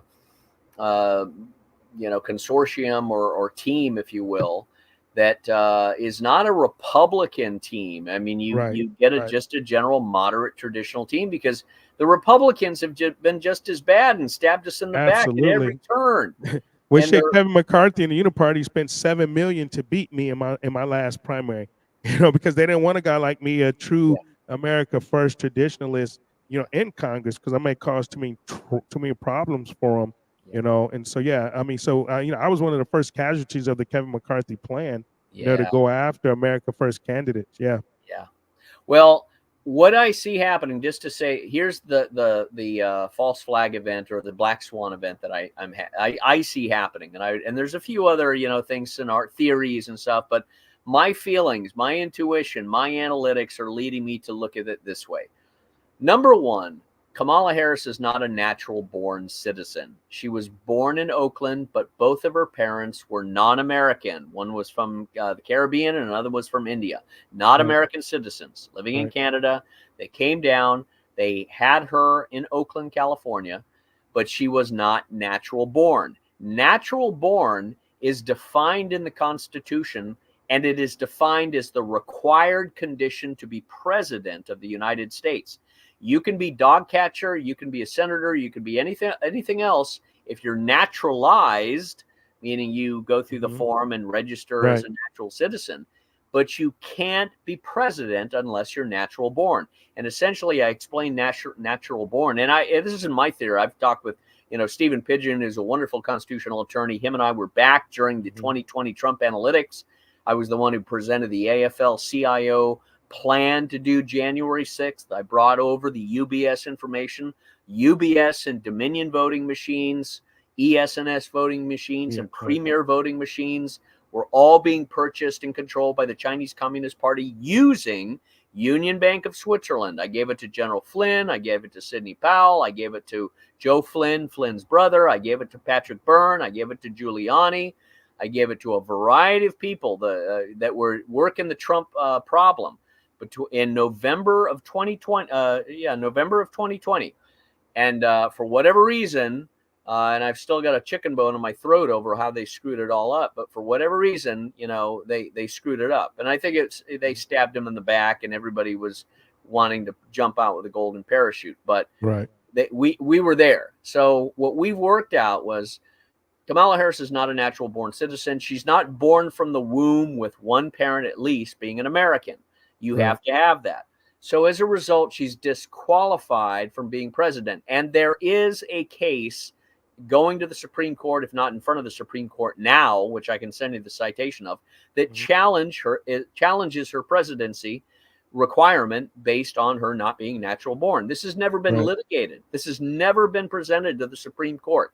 So if it turns out that the Supreme Court would say, yes, because she's not born to an American parent, she's not natural born. She may have been naturalized, but the naturalized and natural born are two different things. Totally different things. Right. Totally different things. Because it's two different things, and because she's not natural born, she can be vice president, but she cannot be president. So what I see happening is before that cat really gets out of the bag, I think they're going to assassinate Kamala Harris or pretend to assassinate. Maybe I think we sort of think alike, because when they were having the problems with Joe Biden, and they had to put her in to keep that $100 million, right? That was the big thing. If they could have, if the DNC could have found a way to keep that $100 million in Joe Biden's, that's why they had to change the name, which I think is a FEC violation. I think that was criminal to change the name so she can get the money. But that's the only way that they could keep the money, was to install her. I said a long time ago, I said Kamala Harris should probably be watching. She probably should beef up on her security a little bit, because they were trying to get rid of her. They didn't want her to be, vice president on this ticket. They've been trying to find a way to get rid of her, And so even the pipe bomb thing, down, at the DNC building, on the day of Jan 6 or whatever the case is. I think that was two things that didn't happen.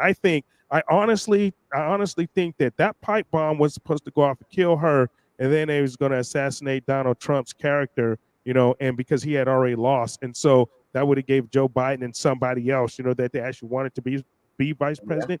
They didn't want Kamala Harris. They wanted that, they used her as black, and we all know she ain't black, and Candace Owens is destroying her blackness right now, man. If you're following that Candace Owens story, it's deep. But we all know. I know she wasn't black. She was Indian. She knows she wasn't black. She's always been Indian. Her dad is Irish Jamaican. I think they're gonna. I think that she has been will be the target. I don't think they're gonna do it now because she's so far behind. Unless they're trying to steal the election again. See, they have to do it quickly and in chaos. They have to do it like multiple steps in operations so fast. Again, that's a shell game kind of thing. They're not going to go like this and like this and like this. They're going to go doon, doon, doon, doon, doon, doon, doon. So people are in shock, I think. So if they kill Kamala Harris and say, oh, it was a Trump supporter who did it, they move Gavin Newsom into the vice presidency under Biden. Biden then dies. Gavin Newsom becomes president. This is before the election. Possibly. If it happens before the election, this is their plan. If it doesn't, they can always do it after. But they would move Gavin Newsom, I believe, who's the Cheshire Cat, the golden boy, into the vice presidency under Biden. Even if she's still alive at the time, she could step down for vice presidency and say, I'm going to run for just the president to focus on this. Gavin Newsom becomes vice president. Biden dies or is taken out. Gavin becomes president, suspends the election, says white, Trump supporting, pro-Russian, pro-Iranian fanatics are trying to do a coup d'etat. I'm declaring martial law or some suspension. And everybody who's been brought in to illegal, every illegal immigrant can join and become a citizen. And here's your military uniform and help us quell this rebellion. Something of that degree could happen. I wish it wouldn't, but we need to be prepared for this possible contingency. Yeah, absolutely. I definitely believe that something's going to happen. Where we have a little less than a month. We're actually right at a month now, before the election, and so and they're in panic mode too. Yes. Because with Waltz and in that terrible debate, and and now they're throwing him under the bus to Fox News. They won't put Kamala on Fox News, but they throw Waltz to the wolves on Fox News, and he just shit his pants again. On there, with the interview, but on Shellgame. So tell people about Shellgame, the report. Actually, let's dig into that a little bit more, so people understand what you're talking about. Actually, what went on. I know a bunch of it, but the people may not. And this is the book I just put up on the screen. This is the report, Shellgame, the report, right? Well, this was the military whistleblowing report when I was still an officer. I'd been thrown in jail illegally, and I was petitioning to be released immediately because it was a political prosecution, prosecutorial misconduct. The judge on the case was Virginia Hernandez Covington, married to a guy who was part of the Covington and Burling law firm. They had basically thrown me into jail. And what I had found out from Birkenfeld, from White Hats, I even had, once I wrote this and I started smuggling it out of prison, I had guys taking it under their shirts, taking it to post office boxes because I was in a camp. So guys were going in and out doing different work. So I had guys that I knew. I'd made copies. It wasn't that. It was like 25 pages at the time. And they were smuggling it out and putting it into the mailboxes. So the prison couldn't interrupt it. They couldn't convene it. And that got it out. And I made a list of all the congressmen and the senators that I sent it to. I've got another book up there called Exhibits. And it lists every letter that went out to every politician, every media person saying, I'm Scott Bennett. I'm a military officer. I've been shanghaied. I was working on terrorist financing. It involves the Swiss bank, Union Bank of Switzerland, financing terrorism through Swiss banks. It involves the CIA whistleblower. It also involves the Secretary of State, Hillary Clinton, the Clinton Foundation, Barack Obama, Joe Biden, et cetera, et cetera.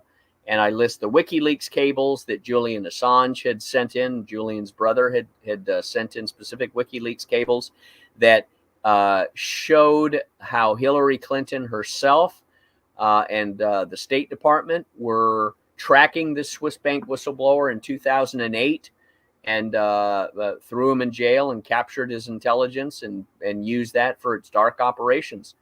And Covington and Burling, Lanny Brewer, Eric Holder were all part of this. And this went up, and it showed the specific State Department WikiLeaks cables that had been made public by Julian Assange, so I couldn't be busted for espionage. I was sharing what had already been put up on WikiLeaks, which was very, very profound. Of course, we know what they did to him, specifically Mike Pompeo.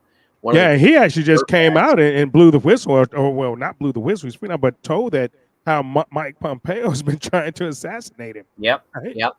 Yeah, what they did, and it's terrible because Trump was going to pardon WikiLeaks founder Julian Assange and pardon Ed Snowden, but he wasn't strong enough to resist the persuasion of Mike Pompeo, it seems, and didn't do it. And I think that was a major failure in his presidency. But he didn't pardon them as he should have. But Mike Pompeo, John Bolton, Nikki Haley, all of them were poisoning Trump's ear. But the Shellgame report went out to Lynn Halbrooks, the Inspector General at the Pentagon. Every single member of Congress and the Senate that got this report in 2012, 2013 is guilty of treason.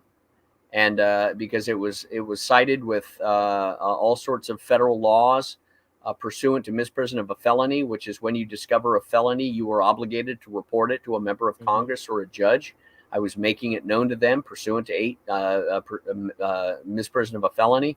I was also saying this is misprision of treason. When you discover treason's being committed, it must be reported. And treason had been committed by Hillary Clinton and Eric Holder and Lanny Brewer by throwing a Swiss banker in prison, confiscating all of this money, using it for the CIA, using it for the overthrow of Libya, using it for the overthrow of Syria, using it for Ukraine's overthrow. Later on, that would come out, and they all did nothing. And so why do you think they did nothing? Because they're complicit, because they're scared of being on the Clinton kill list, or what? That, or they were getting kickbacks from it. They either had Swiss banks themselves. You know, the Congress is desperately corrupt. All of them desperately corrupt. We don't have very many smart people in Congress at all. No, maybe the good ones they get rid of. The good ones they like Bob Good, out of Virginia, the 5th district, and now they got him out. He was one of the ones that actually was actually probably doing some of the right stuff. I mean, because it's definitely a corrupt brotherhood and sisterhood up there, because you figure why don't anything ever get done?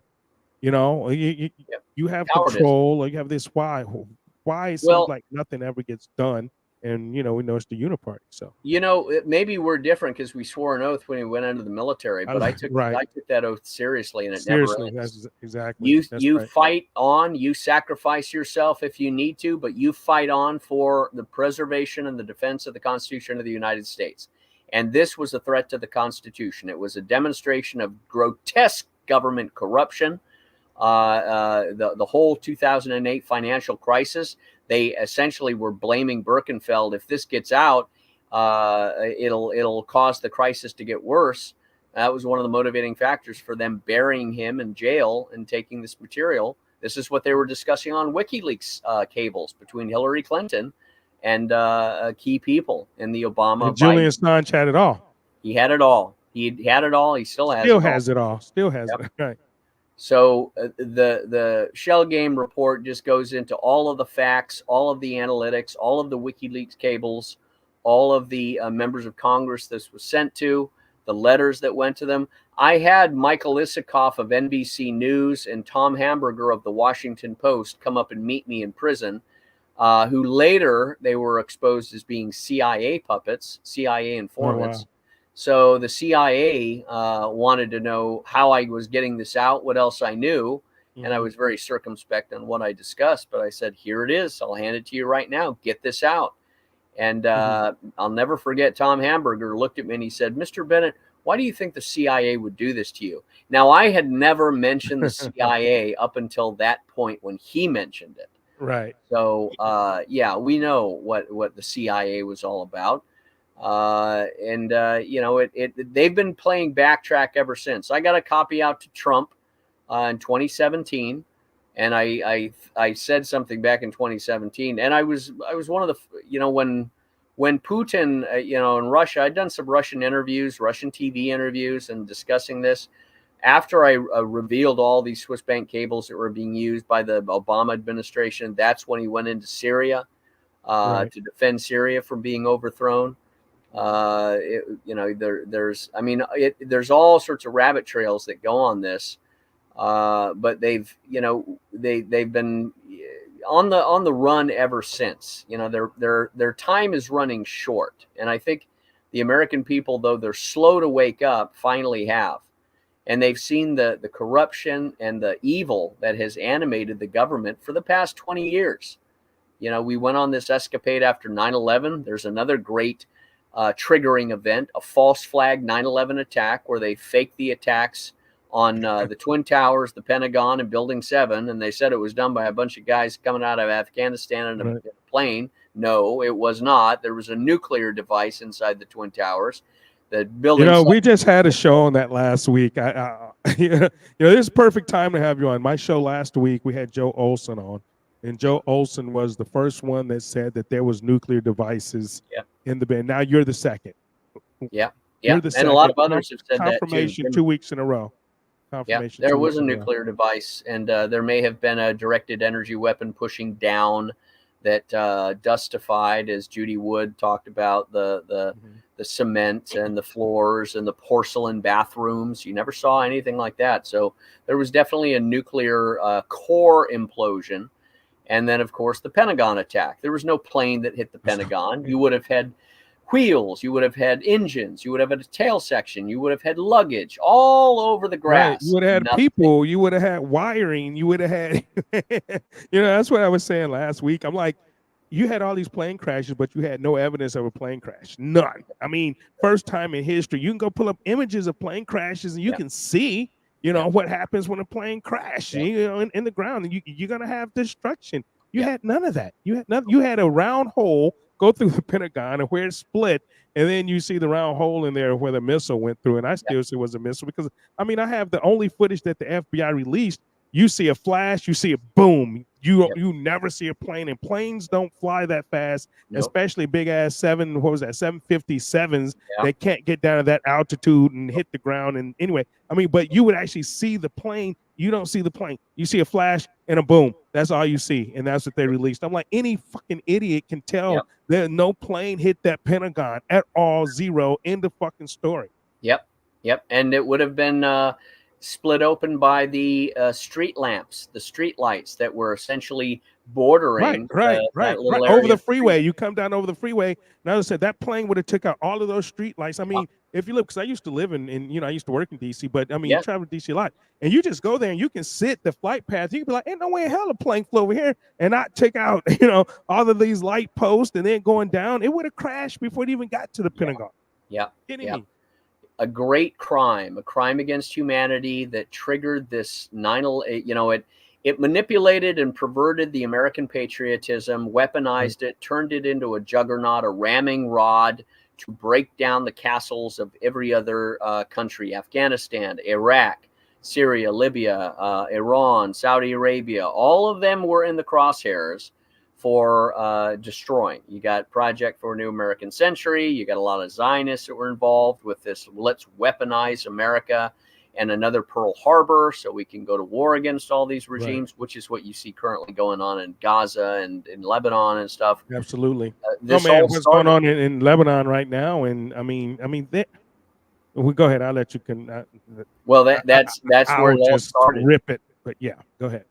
They've wanted this kind of a Zionist Greater Israel expansion project. They wanted to turn all these Muslim countries into colonies and Walmart, Starbucks sort of economic chains. And you can't do that because there's a religiosity and a tribalism, all sorts of other dynamics that animate the country's cultures and personalities that smart people understand. But we've got idiots in the Pentagon and the State Department, the CIA. Well, some of the CIA people are saying, no, this is wrong. You're going to screw everything up. No, we're going to go and do this and replace everything. And what's happened? We've actually destroyed ourselves, destroyed our dollar, destroyed our credibility. You've created the BRICS organization because you've continued to weaponize against Russia. You've invented a complete fraud hoax against the American people saying Russiagate. And you've tried to cripple the Trump presidency, and people inside the Trump administration tried to cripple him too. And I was in Iran in 2020. I was part of a conference there of other American State Department, former CIA, Pentagon guys. We were sort of invisible diplomatic intelligence people that were, trying to open doors and, do other things. And Trump could have had a North Korea victory with Iran. They're not the fanatical, bloodthirsty haters of America that they advertise. They may not love us, but there's a way to make it where they, will be persuaded by us and would lead to more positive outcomes than what we have now. They convinced Trump to kill Soleimani, and Israel provided the intelligence, of course. And Soleimani was the George Washington of Iran. So that was a major screw up. And then, of course, they convinced Trump after the overthrow of the Ukraine regime in 2014 by overthrowing Yanukovych and Victoria Nuland and John McCain and Lindsey Graham and John Kerry and Obama. And they overthrow the Yanukovych and Ukraine regime. Then Ukraine started doing a genocide of the Russian-speaking people in Donbass. I know. I was over there. I did a film on it. So the Ukrainian government under Poroshenko started genociding the Russian-speaking people in Donbass, in eastern Ukraine. Now, Trump, to his fault, was giving weapons to Poroshenko, and they were using these weapons instead of saying, no, you need to be neutral towards Russia and the West. That would have won the day. But instead, Trump was selling money and weapons, and look at all these beautiful weapons we're sending. Yeah, it's kind of a stupid short-term thinking, because 10 years later, what have we got? 500,000 dead Ukrainians. McGregor's talked about this. Ritter's talked about this. Right. And it was all avoidable. The reason Russia went in was because the Russian-speaking people were being genocided. Right, their exactly. language outlawed. That's right. So that's another story that's been totally distorted to the American public.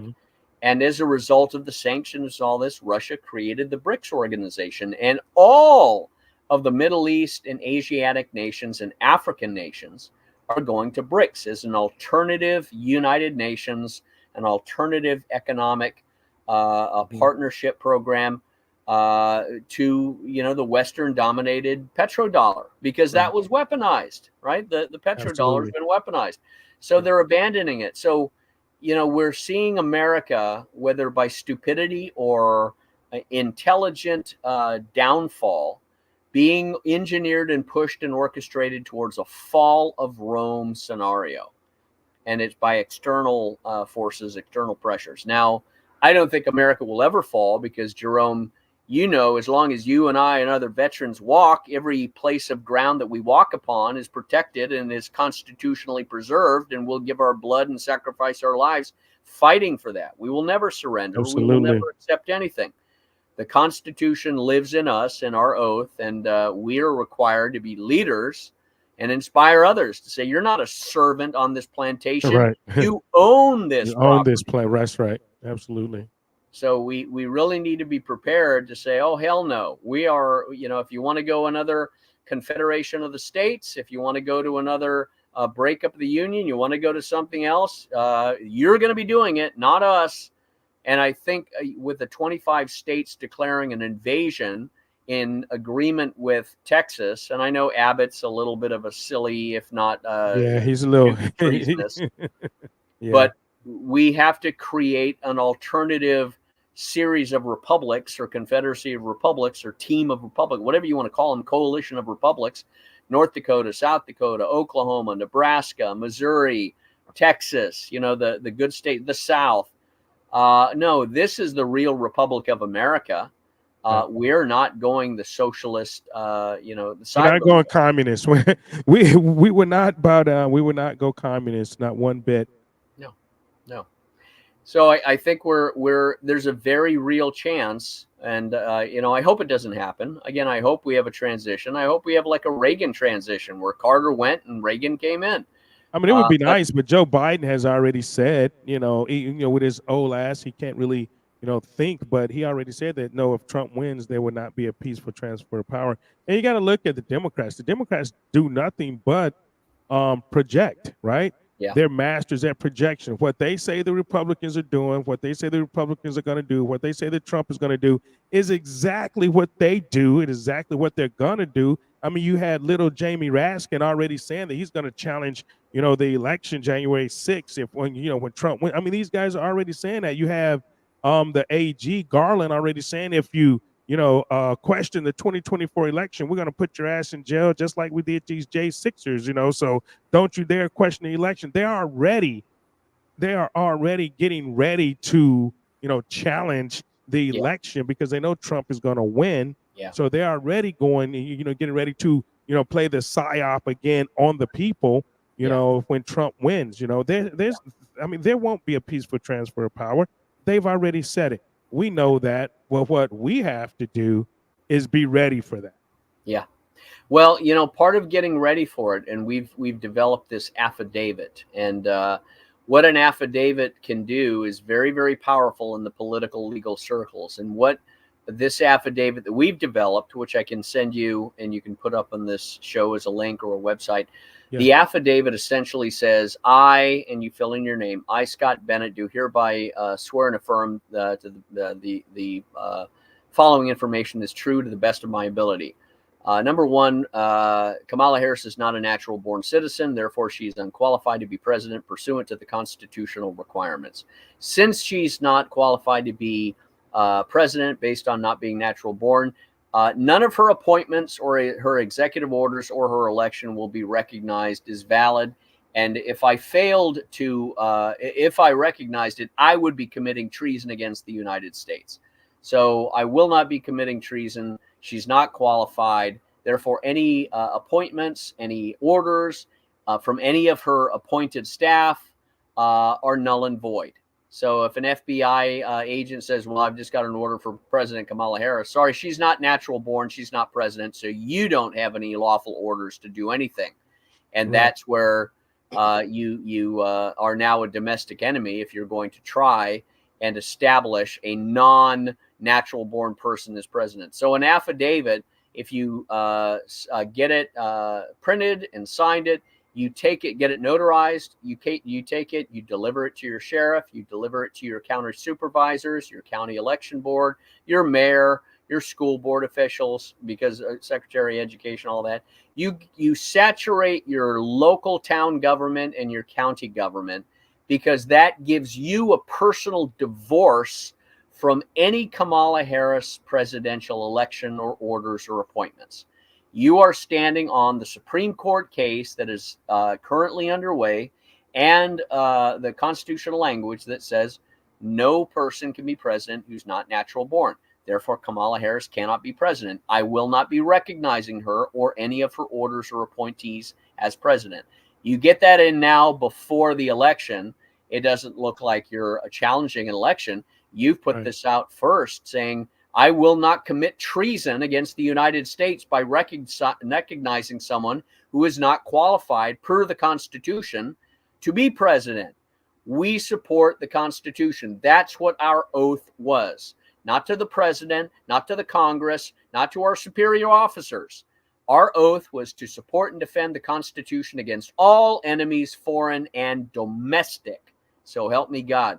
They are domestic enemies if they are trying to push through someone who is not a natural born citizen and not qualified to be president. That is one of the instruments that people can use to detach themselves, divorce themselves, and spiritually make them independent of the trauma and the potential war that's going to be erupting. Right. And here's, because people will say, well, the 14th Amendment says that if you're born here in the United States, you're a citizen. But actually what it says, and I've fought this and I've said this before, because there's this 1, 2, 3, 4, 5, this 6-word clause in there that says and. It doesn't say or, it doesn't say, it says and. So you have to have both, right? Yeah. And it says all persons born or naturalized in the United States and subject to the jurisdiction thereof. Yes. That's the 6 words that says that Yeah. she's not qualified because her parents were not citizens No. and subject to the jurisdiction thereof. So Yeah. she's a citizen of whatever country. Yep. Her parents are subject to the jurisdiction thereof, and it was not the United States because they were here on visas. Yep. That's the bottom line right there. Yep. And you got people can argue with me all day on that, but until you can prove to me that subject to the jurisdiction thereof means something else than what it means, No. then I'm right there with you. She's definitely not. Imagine it this way, Jerome. Imagine her parents were on a plane as tourists going to Hawaii, going to South America. Right. So they fly out of Canada on a plane, and suddenly the woman gives birth on the plane, right? Just about. So they have to land the plane. She gives birth at the hospital, and then they continue on their journey. Is that child automatically and immediately an American citizen? Is No, she absolutely and not. are they under the jurisdiction? Oh, well, you landed here, so now you're our property. Now you're a No, citizen of the United States. No, no, no, no, no. I just landed here out of an emergency. I'm not right. an American citizen. I'm on my way to South America. So that's the logic. You Mhm. cannot be forced into an American citizenship. You're not automatically recognized Right. when you land here. You have to go through the process of naturalization, which I even disagree with in this whole anchor baby theory that you can be born here and then suddenly you're a citizen. No, no, no, no, no. No, no, no, no, no. Not You are. as by the same clause. As by you just can't come over and have a baby and you're a citizen. But that's what they argue, because that's what stupid people believe, Yeah, and that's what the Democrats say, and that's what some of the courts say because they're ran by communists as well. yeah, yeah, But that is not fact. And this is why when we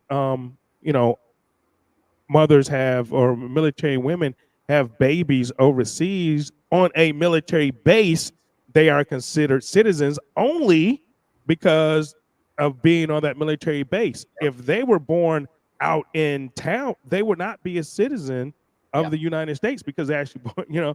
So That's it's like right. you have to be on the military base there. Yep, that's right. That's right. Under the jurisdiction of the Under the United States. jurisdiction thereof, and you are under the jurisdiction thereof the United States because you are part of the military and you are on that military base. Yep. Yep. So that's one of the jujitsu moves that can be employed to throw a wrench into their whole operation.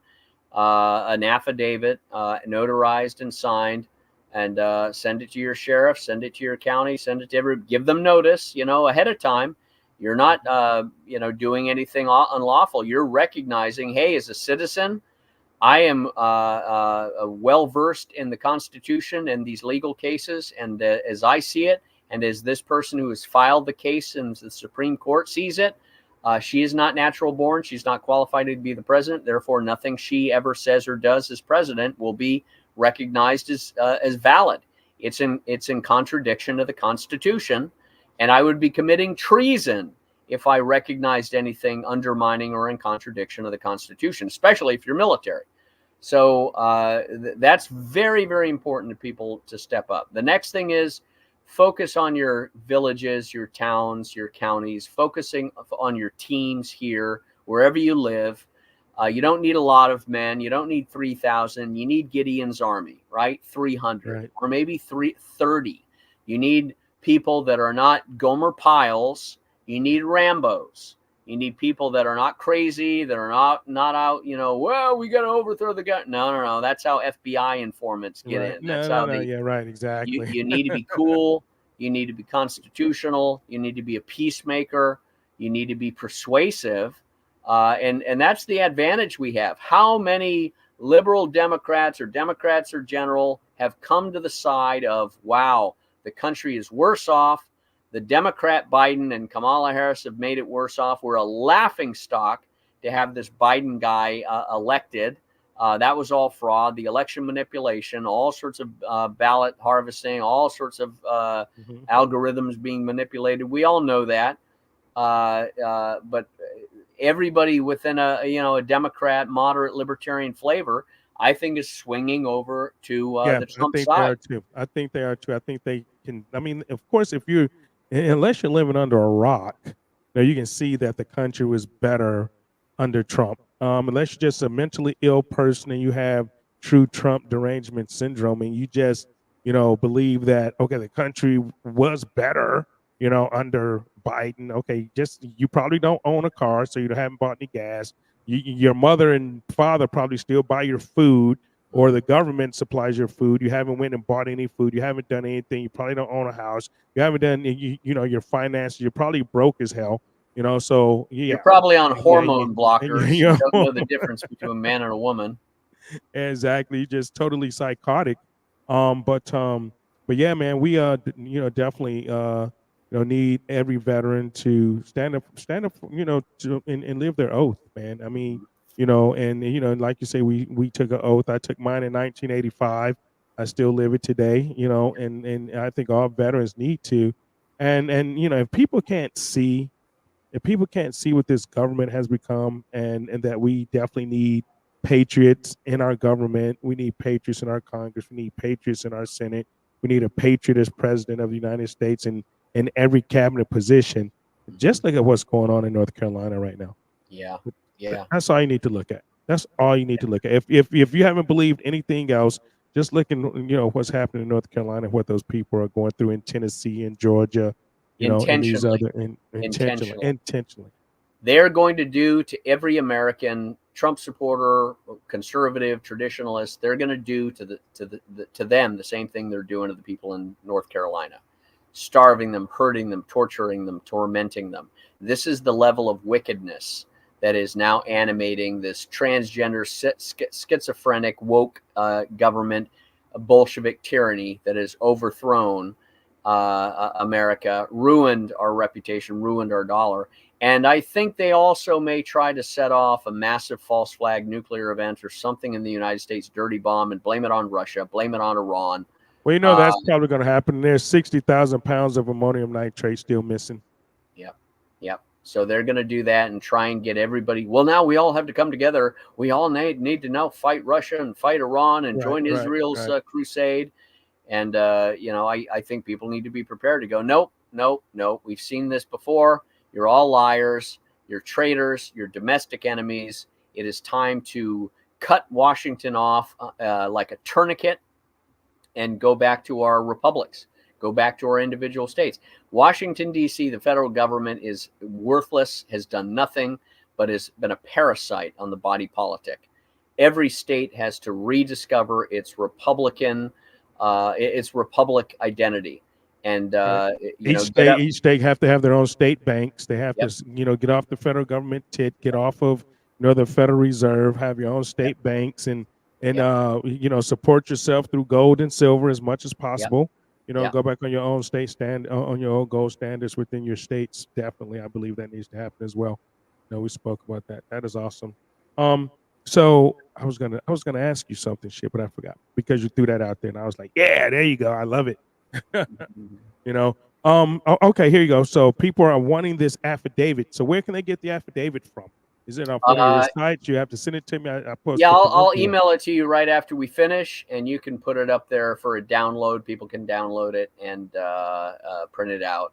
And it's just a one-page affidavit that says, your name, and I hereby swear and affirm that Kamala Harris is not a natural-born citizen, and therefore she's not qualified to be president under the Constitution of the United States, Article 1 or 2 or whatever it is.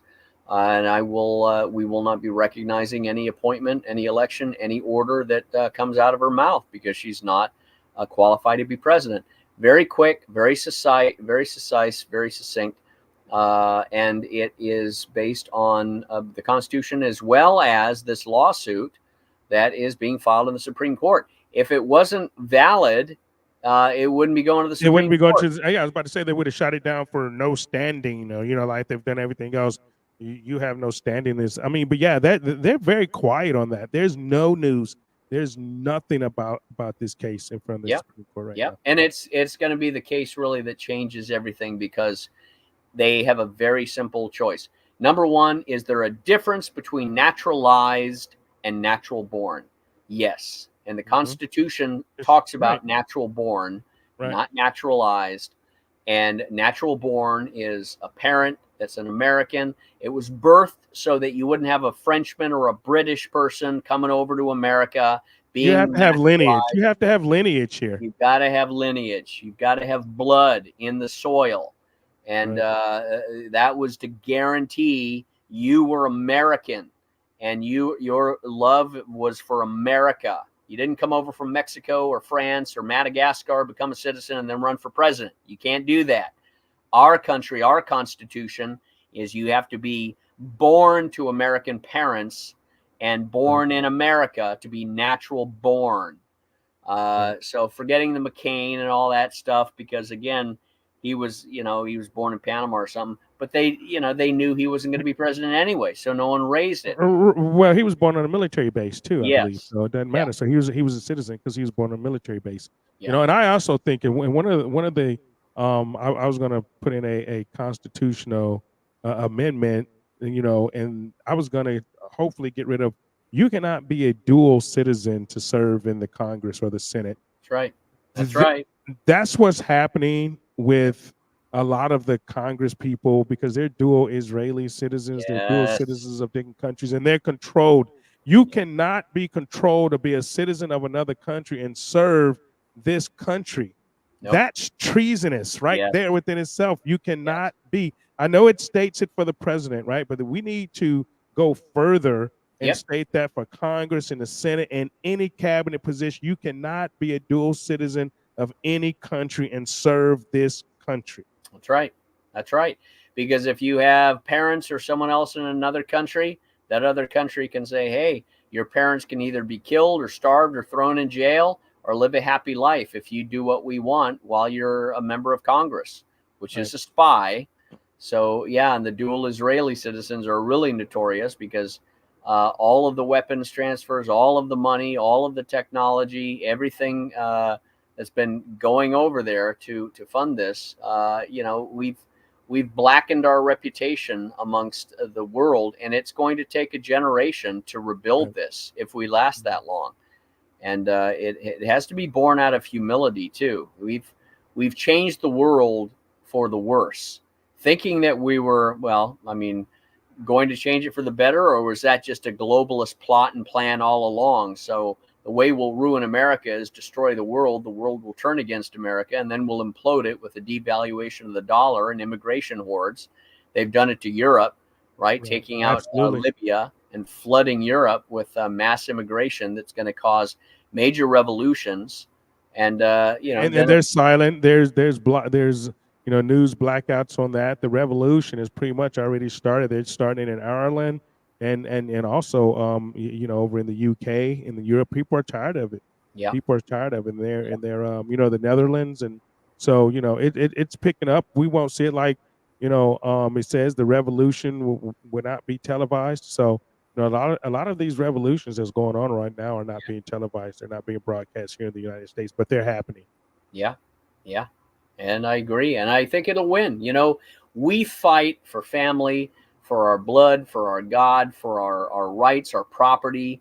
We don't fight for some fantasy ideals of how girls can be boys and boys can be girls and vaccines can be stuck into your mind and you can be half robotic and live forever if you get so many vaccines from Klaus Schwab and Fauci and all the rest of it.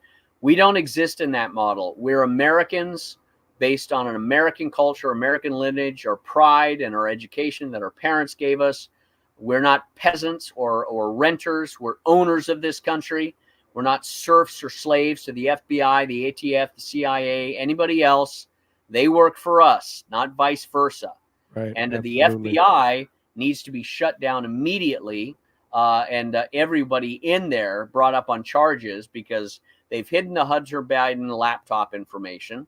Yeah, where's that? Where's that? They go after Diddy, but Hunter's still walking around and there's much more stuff on Hunter's computer that's treasonous, and a lot more people that's involved on Hunter's computer than probably Diddy. Diddy is a distraction. He's done some stuff, and a lot of people are probably involved in that, but a whole lot more people are involved with the Hunter Biden and Joe Biden. Hunter Biden is still walking around free, which is a total load of bullshit. And and I tell all black people, all black men should be pissed.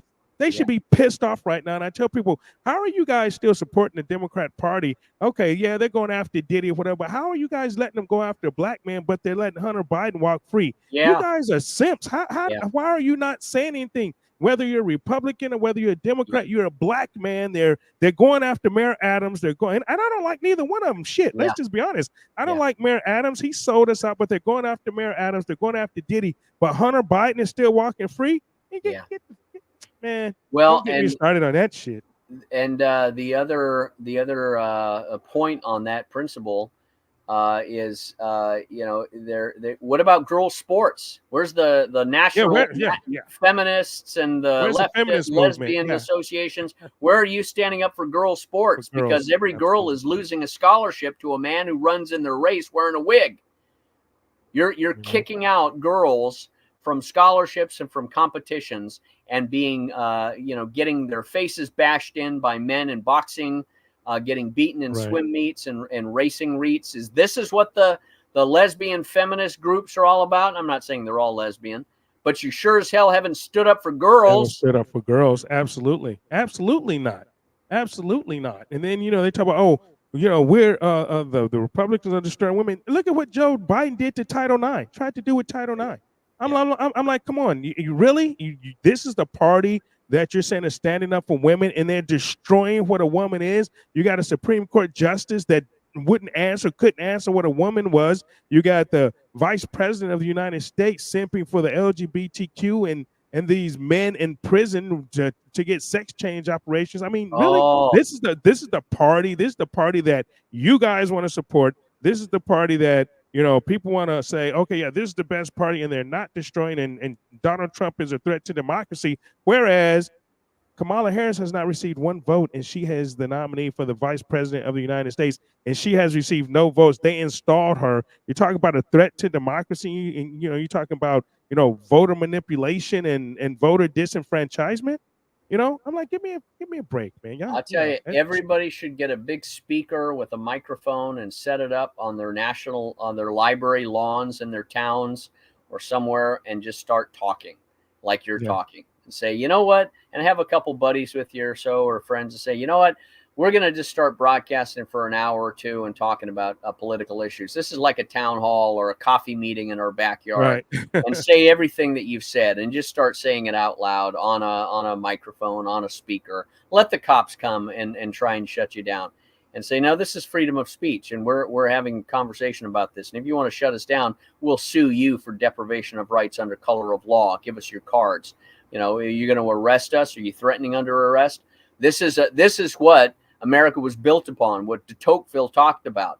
Individual citizens standing up and having the right to rally, having the right to petition the government for the redress of grievances, having the right to associate and go up and start speaking on a speaker and say, look at what they've done to girls' sports. Look at what they've done to convicts in jail. They're castrating them. Democrat Party has a truck set up outside of the Democrat National DNC Convention for abortions, for vasectomies. extermination of babies. You've killed 20,000 black babies in I can't remember the amount of years in abortion. Well, actually, that's like actually, I'm gonna correct you on that. 20 million.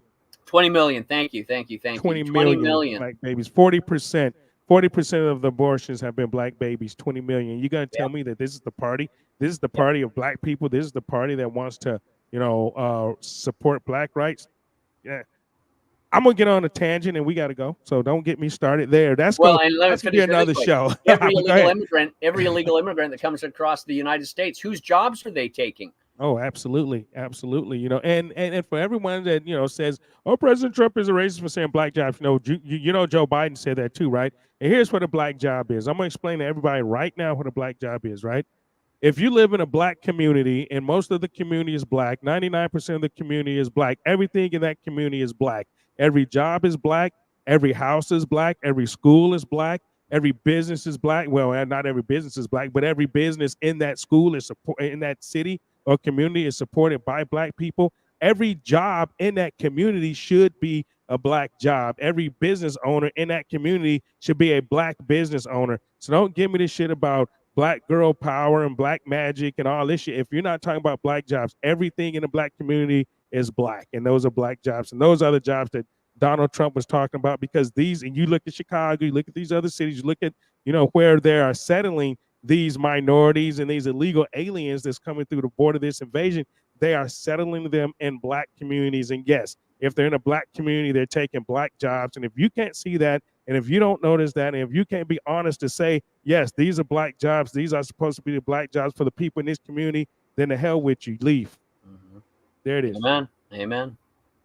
So, amen. Thanks, brother. Good to be with you, Jerome.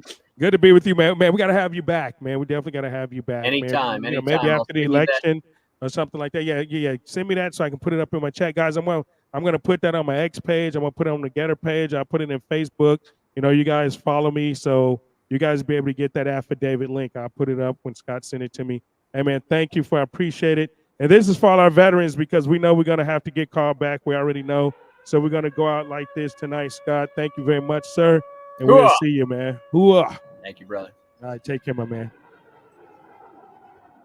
All right, guys, that's it. That's another wrap on the Radical Republicans live show here with the Black Mamba, Jerome Bell. Hope you guys enjoyed the show. Hope you guys enjoyed the farmer and the second lieutenant, the whistleblower tonight. So I appreciate y'all for tuning in. Thank y'all very much. And I see y'all next week, next Sunday. I got a special guest next Sunday. We're going to have a 2-hour chat. Me and a black woman. We're going to go with love this song. So next week, we're going to have Latasha Fields in the house. We're going to be talking some black stuff. Some black stuff next week. So you guys be good. You guys have a great weekend. I love y'all. I'll check y'all out later. Peace. My motivation and no house for the defend to win the honor of coming back home again. No explanation will matter after we begin. I'm not the dark destroyer that's buried within my true vocation, and now my unfortunate friend. You will discover all while you're unable to win. I'll have you know that I've become indestructible. Determination and less incorruptible. From the other side of terror to behold.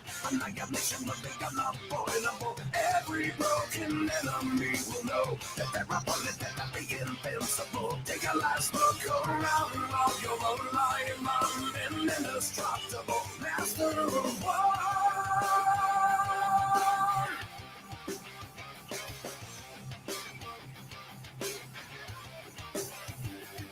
Another reason, another cause for me to fight. Another fuse uncovered now for me to light. My dedication to one that loves, one to protect. I carry out my orders without a regret. My declaration embedded deep under my skin. A permanent reminder of how it began. No hesitation when I am commanded to strike. You need to know that you're in the fight of your life. You will be shown how I become indestructible. Determination and is incorruptible. From the other side of terror to behold. Annihilation will be unavoidable. Every broken enemy will know that there are bullets that are be invincible. Take a last look around while you're alive. I'm an indestructible master of war.